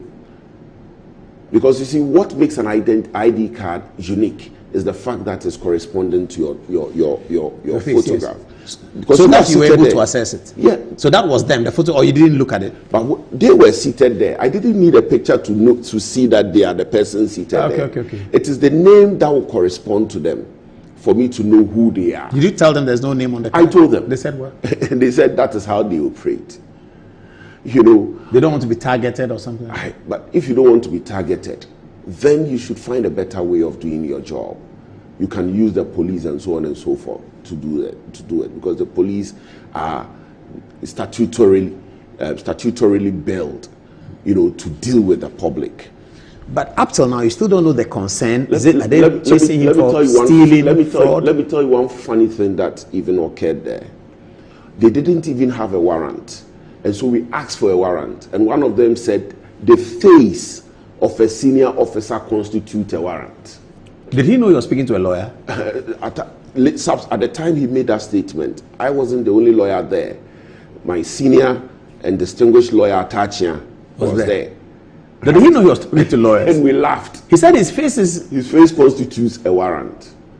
And they said these things can be frightening, though. Is this democracy thing? They were operating under instructions, and that they should they've been instructed to bring him for interrogation in respect of comments that he's been making on air. My question is this, Paul. The minority cannot all speak simultaneously. They will definitely elect somebody to speak on their behalf. And in this instance, somebody of ranking status, right, of a specialized or select committee. Are you saying that anytime a member of the minority caucus speaks and you are not comfortable with it, you are going to arrest the person? Is that what we are saying? More importantly, following the press conference, the president's reaction was that, he was interested in the matter, in a nutshell, he was interested in the matter, and that he was instructing the security agencies to cooperate with them. That was his post. Yes, that's why he first post. I don't know whether we have that post though, but we were working on it today. That was the president's first post. Yes. The follow-up question is that was the arrest yesterday, or was the intended arrest yesterday, right, what the president meant by instructions to have him cooperate? He was speaking for the minority. So then why didn't they arrest the whole of the minority?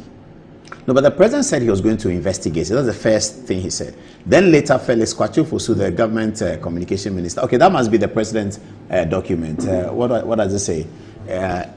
Let me just read it. It says, my attention has been drawn to allegations made at a press conference by an honorable member of parliament, Reverend Tim Fojo, regarding 2 suspicious flights arriving at the Kotoka International Airport. Now, the president used the term 2 suspicious flights without putting inverted commas in there, so he kind of agrees with it.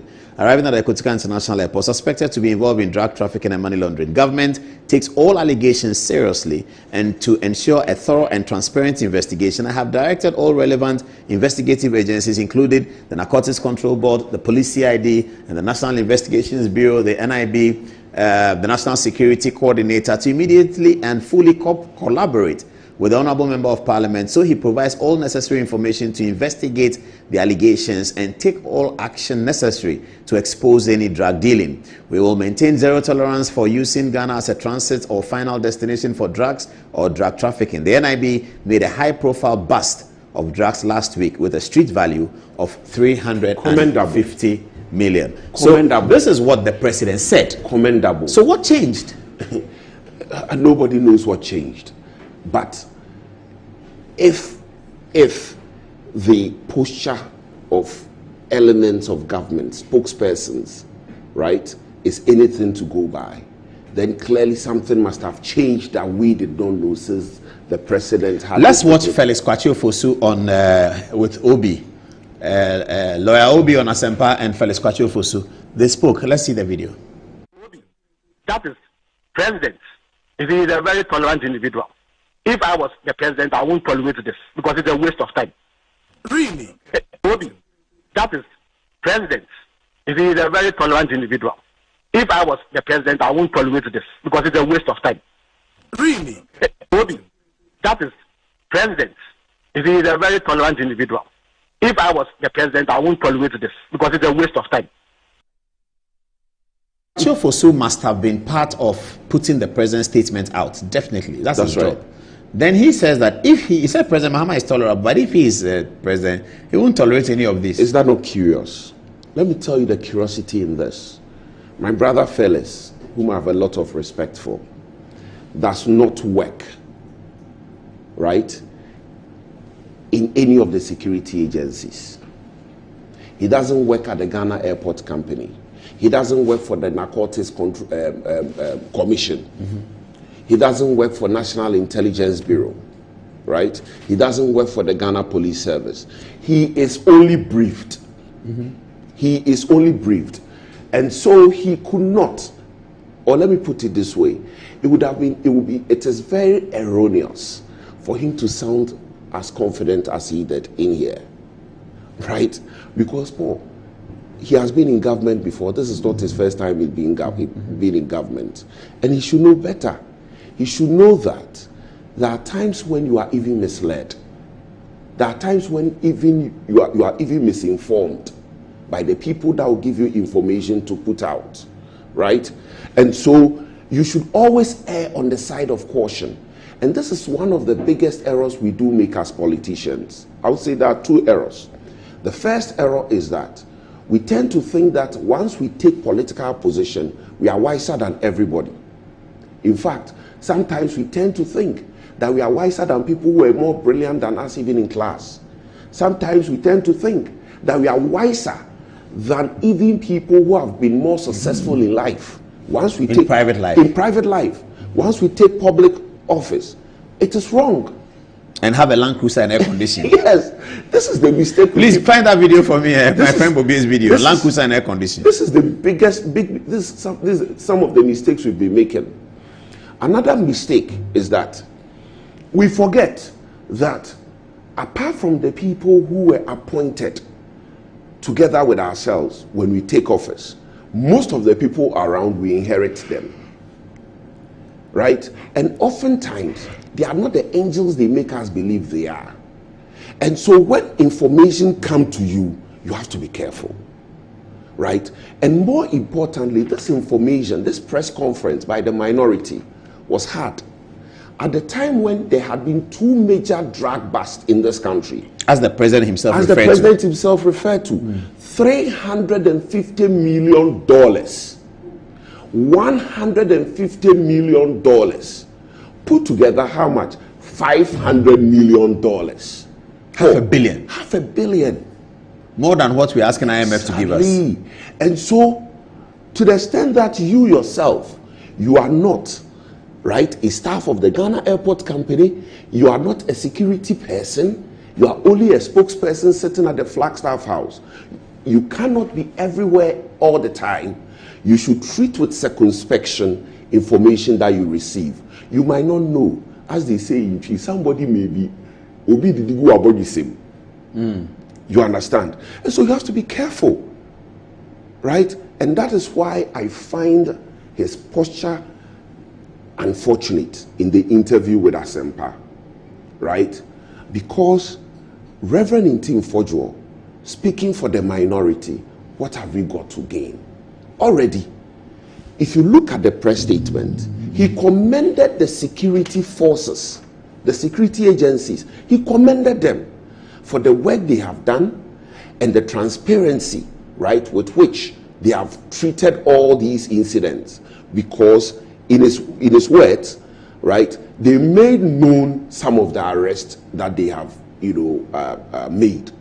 So if somebody is doing this, right, can you say he's being mischievous? He's raising valid points. Paul, look, let's ask ourselves, the persons who were involved in the 2 cocaine arrests, where are they? They haven't said. They have not told us. Nobody has briefed us, right? When Mr. Dubois was being taken to court, we saw him in handcuffs, didn't we? Yes, we did. The Attorney General said to us that he wanted to be as transparent as possible. Yes. Is that not the case? He said so. But so, if that's an interesting one. We have not been told anything after. I think I saw somebody write on Facebook that, hey, what happened to the 350? We have not been told anything. Hey, Paul, is there something going on? I don't know. But Paul, what I know from my work and knowledge within, in terms of intelligence, Paul, hardly will any drug baron allow drugs of that magnitude, right, to be detained. Hardly. You know that. But if he's arrested, the drug will be detained. And that is why we are asking questions. But where is the cocaine? Yes, because we know how these people operate. Paul, if a drug baron, right, feels outsmarted by a partner, he comes after the partner, true or false? True, they kill you straight. They kill you They shoot straight. you down. If a drug baron feels that you are intruding into his area of trade, they come after you. What are you suggesting? I am saying that we need more information on this, given our knowledge of the operation of drug barons. Where was the drug busted? It was busted, the $351 million, it was busted on its way from Cape Coast, from the information, to Accra. The drug was in Cape Coast? Was being transported from Cape Coast to Accra. But didn't he leave Accra to Cape Coast? No, we don't know where it was coming from. And they arrested the vehicle? What we know is where it was arrested. It's a vehicle? It's a vehicle. What type of vehicle? Let me check and give you the details. So somebody was driving the car? Somebody was driving a car.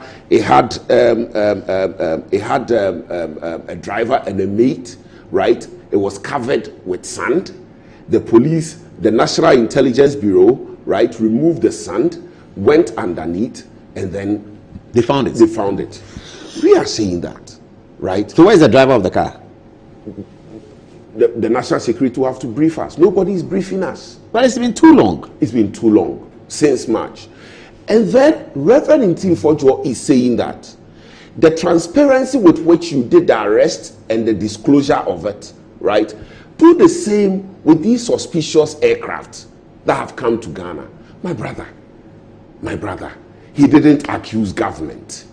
He didn't blame the president. He said the security agency should give us briefing. Felix, does he work for the security agency? He's the spokesperson for the president. NACOC is an independent statutory authority. Felix doesn't speak for it. Right? Felix doesn't speak for National Intelligence Bureau. Right? Questions are being asked, answers are being demanded from the security agencies. But Felix went on to show the profile of those aircrafts and said that these 4 aircrafts came to do, he explained why they were in Ghana and that they have left. Except, of course, we found out that one of the aircrafts had left. Yeah. Subsequently, Reverend Ntimfojwo produced evidence of inconsistency. He did, yeah. Right, on your show. Yes, he did. That in itself, prima facie, right? But since then, government hasn't said anything. Since then, right, what government has, right, is what it's been putting out. However, when you look at what Reverend Ntimfojwo put out, it raises serious questions to be answered. We are saying that, look, nobody is blaming government. Nobody has blamed the president. Nobody has blamed Felix. Nobody is blaming. We are asking for questions. If you answers, if you have them, produce them. We move on. Our job is to provide oversight. Is that not the case? If we are to be a watchdog. To be a watchdog. So when we ask these questions, then they arrest you. And you are arresting us. Paul, and let me put it on record on your show. This is what the minority caucus is going through. What? Every now and then, when a member of the minority starts being vociferous, then the person is invited by the National Investigative Bureau. We've not put National Intelligence Bureau. It's going on? It's going on. So when you do one press conference, it is going on. So they the other members of they parliament look for something. They look for something, right, and invite you. Let me tell you, the NSS matter, National Service. Yes, they were invited to the NIB, and you know what they asked them? In November, was lawyer Bafo your lawyer? Oh. Have you been lawyer for National Service before? I've been acting for some of them. I've acted for some of them at a particular time. So they're asking the individual, or they're asking whether you're a lawyer for the NSS? The individual. That in November? In November, when the incident happened, was lawyer Bafo your lawyer? What are they looking for? I don't know. So they keep on inviting some of our people to the NIB. And this is what they are doing. It is just to gag us. But you see, Paul, that's the overwhelming majority that cannot show. I've never seen some of this before. Paul, let me say this with the greatest of respect to Ghanaians. What we do, we don't do it for ourselves. We are doing it for Ghana. It's important we acknowledge this. You see, when Ghana was declared a one-party state, it didn't take Osajefo alone to do it. It took parliament. Right? Civil society. Civil society. Media. And so this is how, you know, if you are not careful, authoritarianism can prevail. But how have you looked at the media focus on this one? It's been very brutal on... Look, I cringed. That he should provide evidence. I cringed. That he should... He should be arrested. I cringed on Saturday. That what he's saying is baseless. I cringed on Saturday when I watched Newsfile, and on your program, Samson Ayini is my friend, is my good friend, is my brother. I'm just inviting him to take a second look at his program on Saturday, right? I think that he owes Reverend Ntim Fojo an apology. To look into the eyes of a member of parliament and say that, don't you think he should be in jail by now? Jail? Yes. Don't you think he should be answering questions? Prosecution make their case, submission of no case will fail, the defense makes their case, and then the judge will come to the conclusion that you should be jailed under the Criminal Offences Act. And for holding a press conference. Speaking for the minority. I've never heard this before. I cringed. So I'm pleading with my brother. He should watch his video again on Saturday. I think that he should do so. But you're sure he said that? I haven't heard that. I watched it. He said that? I watched it. That you should be in jail. He said that with what you are doing, don't you think you should be answering questions with the police by now? I watched it and I cringed. But that's different from saying you should be in jail. No, he said it. I can show it to you. The video? Oh, I can show it to my brother. You see, I think that our brother needs to look at it with a sober mind. He should look at it with a sober mind, right? It may be necessary. It may be necessary to apologize to Reverend Ntim Fojo. I'm choosing my words very carefully. You know, what I said in terms of what he said is a summation or is a summary of what I saw. And I think that the posture and the way he handled Reverend Ntim Fojo, I think that on a sober reflection, he may deserve an apology from my brother. I also watched the morning show of CTFM, and one of the journalists there calling Reverend Ntim Fojo irresponsible. Yeah. I cringed. Irresponsible. You see, are you saying that we shouldn't do our work as parliamentarians anymore, simply because Ghanaians hate us so much that they voted overwhelmingly against us? Paul, is that what you are saying? We represent 41% of Ghanaians in terms of the valid vote cast. If you add those who didn't vote, you are probably 51. Paul, you let's put them aside. Let's say they didn't even want to vote for us. That's why they didn't vote. Because the right to vote, right, inherent in it is also the right not to vote. Not to vote, yeah. Right? And so they have those who voted, right? Let's go and look at the area where we all represent. You may even find out that we are even representing about 50% of Ghanaians, even though... In terms of numbers, in terms of numbers. Yeah, that's true. But your constituencies are larger. Yes, our constituencies are larger. So we may even represent 50% of Ghanaians. That's a very interesting argument. I never thought about that before. And so we are speaking for about 50. Because you have constituencies that is 200,000, 100,000. Exactly. Big ones. Big constituencies. And Ashanti and Eastern. Exactly. Very respectfully. And so I think that let's look at the people we also represent. Are we saying that we don't intend building an inclusive government anymore, such that when government is in power and it has overwhelming majority, we should now keep quiet and watch the government govern? And then after 4 years, you come and say Parliament failed to do its work. Is that where we want to go to get to as a nation? Let's see the Joy FM video on the matter that you're talking about, the famous news file program of last Saturday, where our brother Samson was, I think he was a bit angry about some questions that the way Reverend Tim Ford was answering some of the questions. Do you think he went overboard? You have the video. Have a look at the video. Let's see. You don't have suspicions anymore because you said it was suspicion, and you have been shown that it is not cocaine, it is not money. Now, the credibility of that video and information is in doubt. And I say so because if NIB, if Narcotics Control Commission, if Ghana Airports Company, if Police CID, Ghana Armed Forces, these relevant agencies had put out information, the credibility is high and there will be no inaccuracies and there would have been no crimes. That's all we asked for. We simply asked for facts. And when the armed forces brought their facts. Reverend, you are saying that if it was NACOB or the other institutions that told you that told you or showed you this footage, then you would want to believe. The presidency has shown, you would have been okay with it. You would have believed it because okay. So my question again to you is that, my question again to you is that because you have a suspicion. You have a suspicion. You have now been shown contrary evidence. You disbelieve that contrary evidence. So where is the alternative evidence? Now, whenever this question is asked, the counter question I ask is that the moment you put out a credible information, the burden of proof shifts.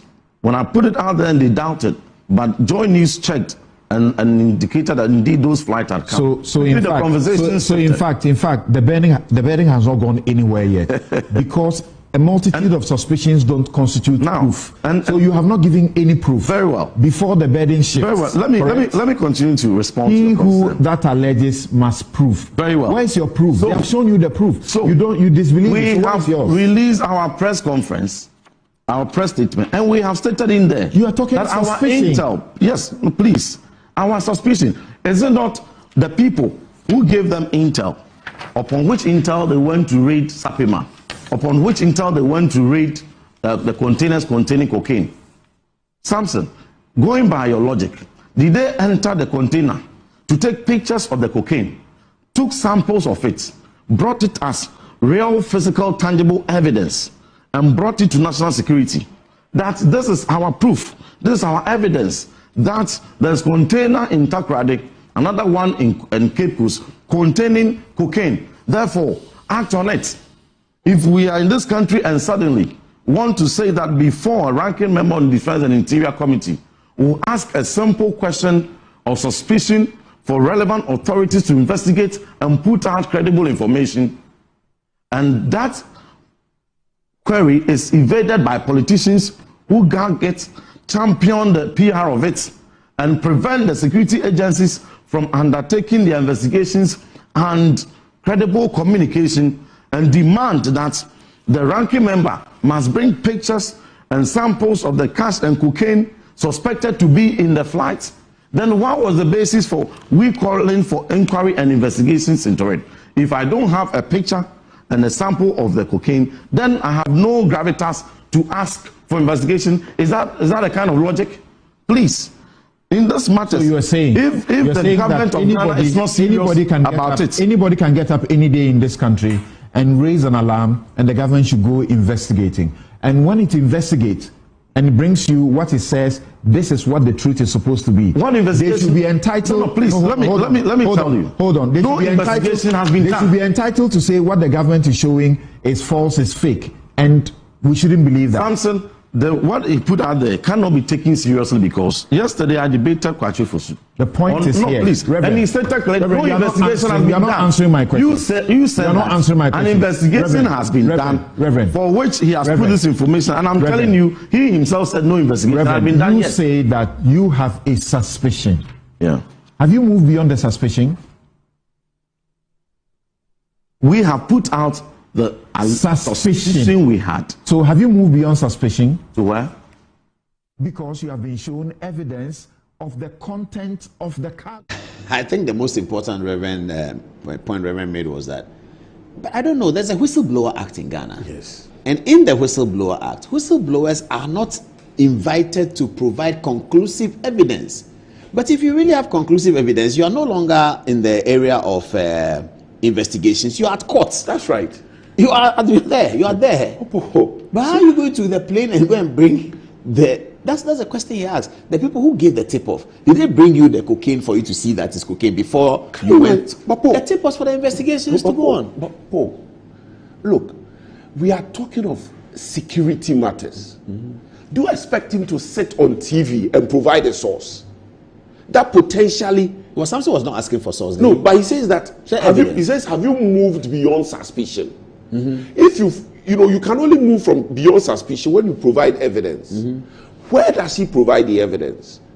The evidence would come to play if the structure or the system the president had put in place for him to collaborate was allowed to work. Was allowed to work. You don't allow him to get there, then the whole government machinery comes after him. So clearly, if you look at the chronology of events, what happened yesterday or where we find ourselves is as a result of the way government has handled the matter. Because we are talking about security. Paul, I will never put out, information given to me by an intelligence officer. Never. I'm risking his job. I'm risking his life. Why would I do that? So the simple thing the gentleman, the honorable member of parliament is asking for and on behalf of the minority caucus is that let there be an inquiry. And the president, had acceded to that, more or less. You understand? Then you say, have you moved beyond suspicion? How do you expect him to move beyond suspicion? On Newsfile, that he comes to sit on Newsfile, that Mr. Paul Admotre, who is a security officer at the Ghana Airport Company, told me that there was this plane had contraband good. Is that what you were expecting? And that he said he was on the tarmac, and that when he was doing the inspection, he saw it, and that he even told his boss. Was that what you were expecting him to do? That Mr. Paul Adomachere of National Bureau Intelligence Bureau told me that Jesus Christ. Well, is that how you are expecting him to move beyond suspicion? My brother, where have you got into? A member of parliament performs his oversight, and this is how we want to treat him. So let me ask them another question. Will they arrest every member of parliament if we were to read the statement separately, independently and separately? If each of you had posted it on your social media page? Or yes. Would they have arrested us? Maybe that's why we on another note, and producer, don't add this to this interview. On another note, this is why some of us call for the British parliamentary system. It grants more accountability. If we're in the British parliamentary system, President Mahama will come to Parliament, and the Mr. Speaker, the President is here. What happened to the plane? You know that is even the system that prevails in South Africa. Yes, the president is always in Parliament. But that is a constitutional amendment that we need to look at, because we needed more. I think that because now we are debating. President Mahama started said, let's investigate. Yes. Somehow the investigations didn't happen. You will never reach President Mahama to ask him. When he comes to Parliament, he's going to do a sessional address. And you're not going to. It's a monologue. Do you know what I've observed? Let me share with you what I've observed. I think that there are members of the NDC who think that President Mahama is a moderate, and that he tends to give in a lot, and that this time they are not going to allow that. That is the posture of some members of the NDC, that we are not going to allow President Mahama to be his moderate self. What do they mean by he's a moderate? Kufour is not a moderate. But he didn't arrest Well, so what's moderate? They think that President Mahama tends to tolerate a lot. But I think that is what we call statesmanship. But Mills was the same? Yes. But they've always had a problem with that. Right? They think, that they should be allowed to arrest people. To violate constitution. So a moderate is one who makes obeisance to the provisions of the constitution, the laws of human rights. That's a moderate. I am pleading with them. Let's focus on nation building. We are here today, we are gone tomorrow. We should be interested in building Ghana for the future. President Mahama is in office for 4 years. In the worst case scenario, which we are going to work very hard to prevent by the grace of God and the mercies of Ghanaians, and we hope they forgive us. If we win to 2028, or even if we don't win, and a new NDC government is in power, not anyone in this government will be in that government. It happened to Mr. Koku Ayidoho. And so let's be careful how we handle political power. You mean some in this government may become hostile to the government that will come under the same NDC? Exactly. It's possible. It's possible. Very possible. And so let's focus on making Ghana a better place for ourselves, protecting the hard-earned reputation of this country, right? What we are talking about, even the government may not know anything about it. If it is true, it could be some bad people who can influence the system. Yeah. Yes. Yeah, they can. And unfortunately, we the politicians, we end up protecting them. Recently, when the ECG incident happened, the minority leader, Osahina Fejo Markins, I hope you listened to him. I wish you had listened to him. He told them that, look, people in the public service and the civil service, right, they are making us earn bad names as politicians. So let's make sure that when things happen, we deal with it with an objective mind, with a view to resolving problems. Because tomorrow you will leave only to realize that somebody was using you as a pawn. So clearly we are where we are today, not because of Reverend Intim Fojo, but because of the way and manner elements in government have reacted. So what's the future? What are they going to say? I think that tomorrow are you going to the police station today? No.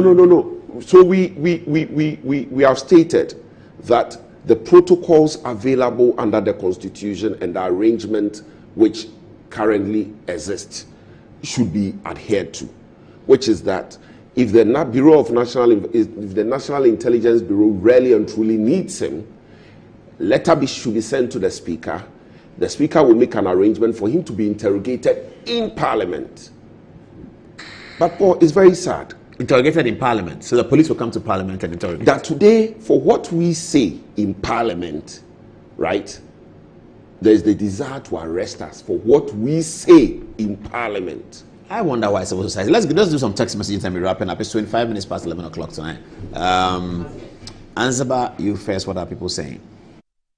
From George Ofori, he says, Paul, this lawyer is very intelligent. God bless him. From Prince, he says, I have lost respect for Samson after last Saturday's program. From Thomas, he says, the presidential oath, and I quote, and to do right to all manner of persons. The mass dismissal is the president violating the presidential oath. From Yao February, he says, how will people not believe that this approach of the national security and the NIB nowadays on high-profile people will inform or induce armed robbers to fake themselves and rob people?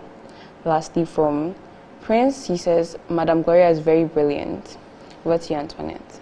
Yes, so still on the aircraft issue, Imora Mohammed said, isn't Felix Ofosukwachi ought to have known that Ghanaians needed to have known the content in those two suspicious aircraft which departed the Kotoka International Airport in the spirit of accountability?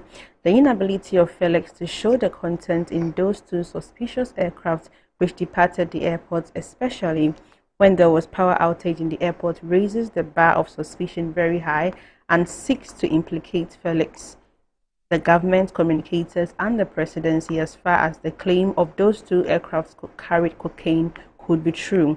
After the misrepresentations and distortions of facts by Felix and government communicators to whitewash this NDC government.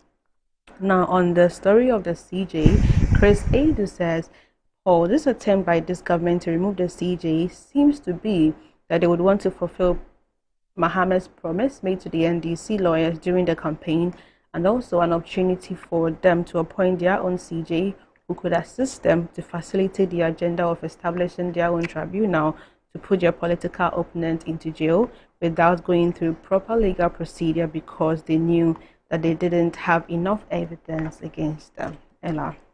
All right. So this one is from Miao. He says, how will people not believe that this is the approach of the national security and the NIB nowadays on how high-profile people will inform or induce how armed robbers fake themselves and rob people? Sandra says, my only question to the government is, let's even grant that Reverend Inti doesn't have evidence, but are we not also worried about the inconsistency in Felix's response? By this act, why don't we call for a commission of inquiry so the Ghanaians will know who is telling the truth? This is just simple. I don't know why government doesn't want to commission this inquiry to even shame the member of parliament if indeed he came to lie to Ghanaians. I don't understand the government's interest in this cocaine issue. Are they protecting someone? Prince says, Madam Gloria is very brilliant. Charles says, that is what journalism in Ghana has come to, sadly. Can't even ask sensible questions without being attacked and requesting for evidence from someone who is from the minority and the whistleblower. Chris says, Paul, this attempt by the government to remove the CJ is to fulfill his promise Mahama made to the NDC lawyers during the campaign. And lastly, from Raymond, he says, Dear Brother Paul, excellent presentation by the eloquent Gloria about the unethical removal of the Chief Justice. However, the NDC government has made it clear time and time again that they want to remove the CJ in order to get rid of the Electoral Commissioner of Ghana. This will also give them the opportunity to carry out the so-called oral process. No amount of public outcry will stop this plan. God bless you and your team for this education. All right, back to you, Paul. Okay. Let's be wrapping up now. About for your last words, you were talking about MV Benjamin. So this is the tape. Samson said, let me correct it, that if I sat here or any other Ghanaian sits here and make these allegations, by now he will be in jail. That's better. You understand? Better. But I don't think it is even proper. It's still not great, but it's different from the first one. Yes. First one was so very brutal. He said if he did that, or any other person did that, that person could be in jail. That's right. So he was talking about the privileges of parliament. Privileges of parliament. But people have raised that issue anyway. Yeah, but Paul, we are saying that, look, you are dealing with a member of parliament. He has raised issues. Answers must be given. Right? The answers that must be given. Right? Paul, how does jail come in? How does arrest come in? Well, but there's in the NCA law, there's a rumor causing fear and panic is in there, and that can warrant an arrest. Paul, this is not causing fear and panic. It depends on how you look at it. Where is the fear and panic in this? Paul, President Kufour, MV Benjamin. Yes. A private conversation by people having a conversation with a police officer, right? President Kufour didn't say that this is going to embarrass my government. He set up an inquiry. Yes, he did. You understand? But it did embarrass the government, but he did. He did. And he was doing the right thing. But I'm saying yes. Because you see, sometimes if you are not careful, people may do things, right, which you may defend as a politician. We become pawns for public servants and civil servants, unknowingly, only to realize subsequently when you have left power that, well, we're being used. You understand? And so when these matters come up, let us look at them with circumspection. It is a security matter. Is it not? Have you thought about this? That why is it that immediately after the press conference, for instance, the Director General or Chief Executive of Ghana Civil Aviation was sacked, was removed from office? Well, you are trying to put a correlation I'm saying together. that, no, I'm asking questions. Is it a case that answers are being sought? You understand? So let's be careful. When these matters come up, let's not insult people. Let's not embarrass them. Let's not intimidate them. Because sooner than later, people may be cowed into not talking about matters of national interest. And when that happens, it is Ghana that will suffer, right? And so let's be careful. Okay, we'll leave it here, viewers. Long days. Manchester United won. Oh, they drew 2-2. Sorry, when I was coming into the studio, it was 2-1. So my daughter just sent me a text that it ended up in a draw. But that was a great performance from Arsenal last Wednesday. Now, man, Declan Rice was super. The Arsenal. But they won't win the league. Good night. Have a great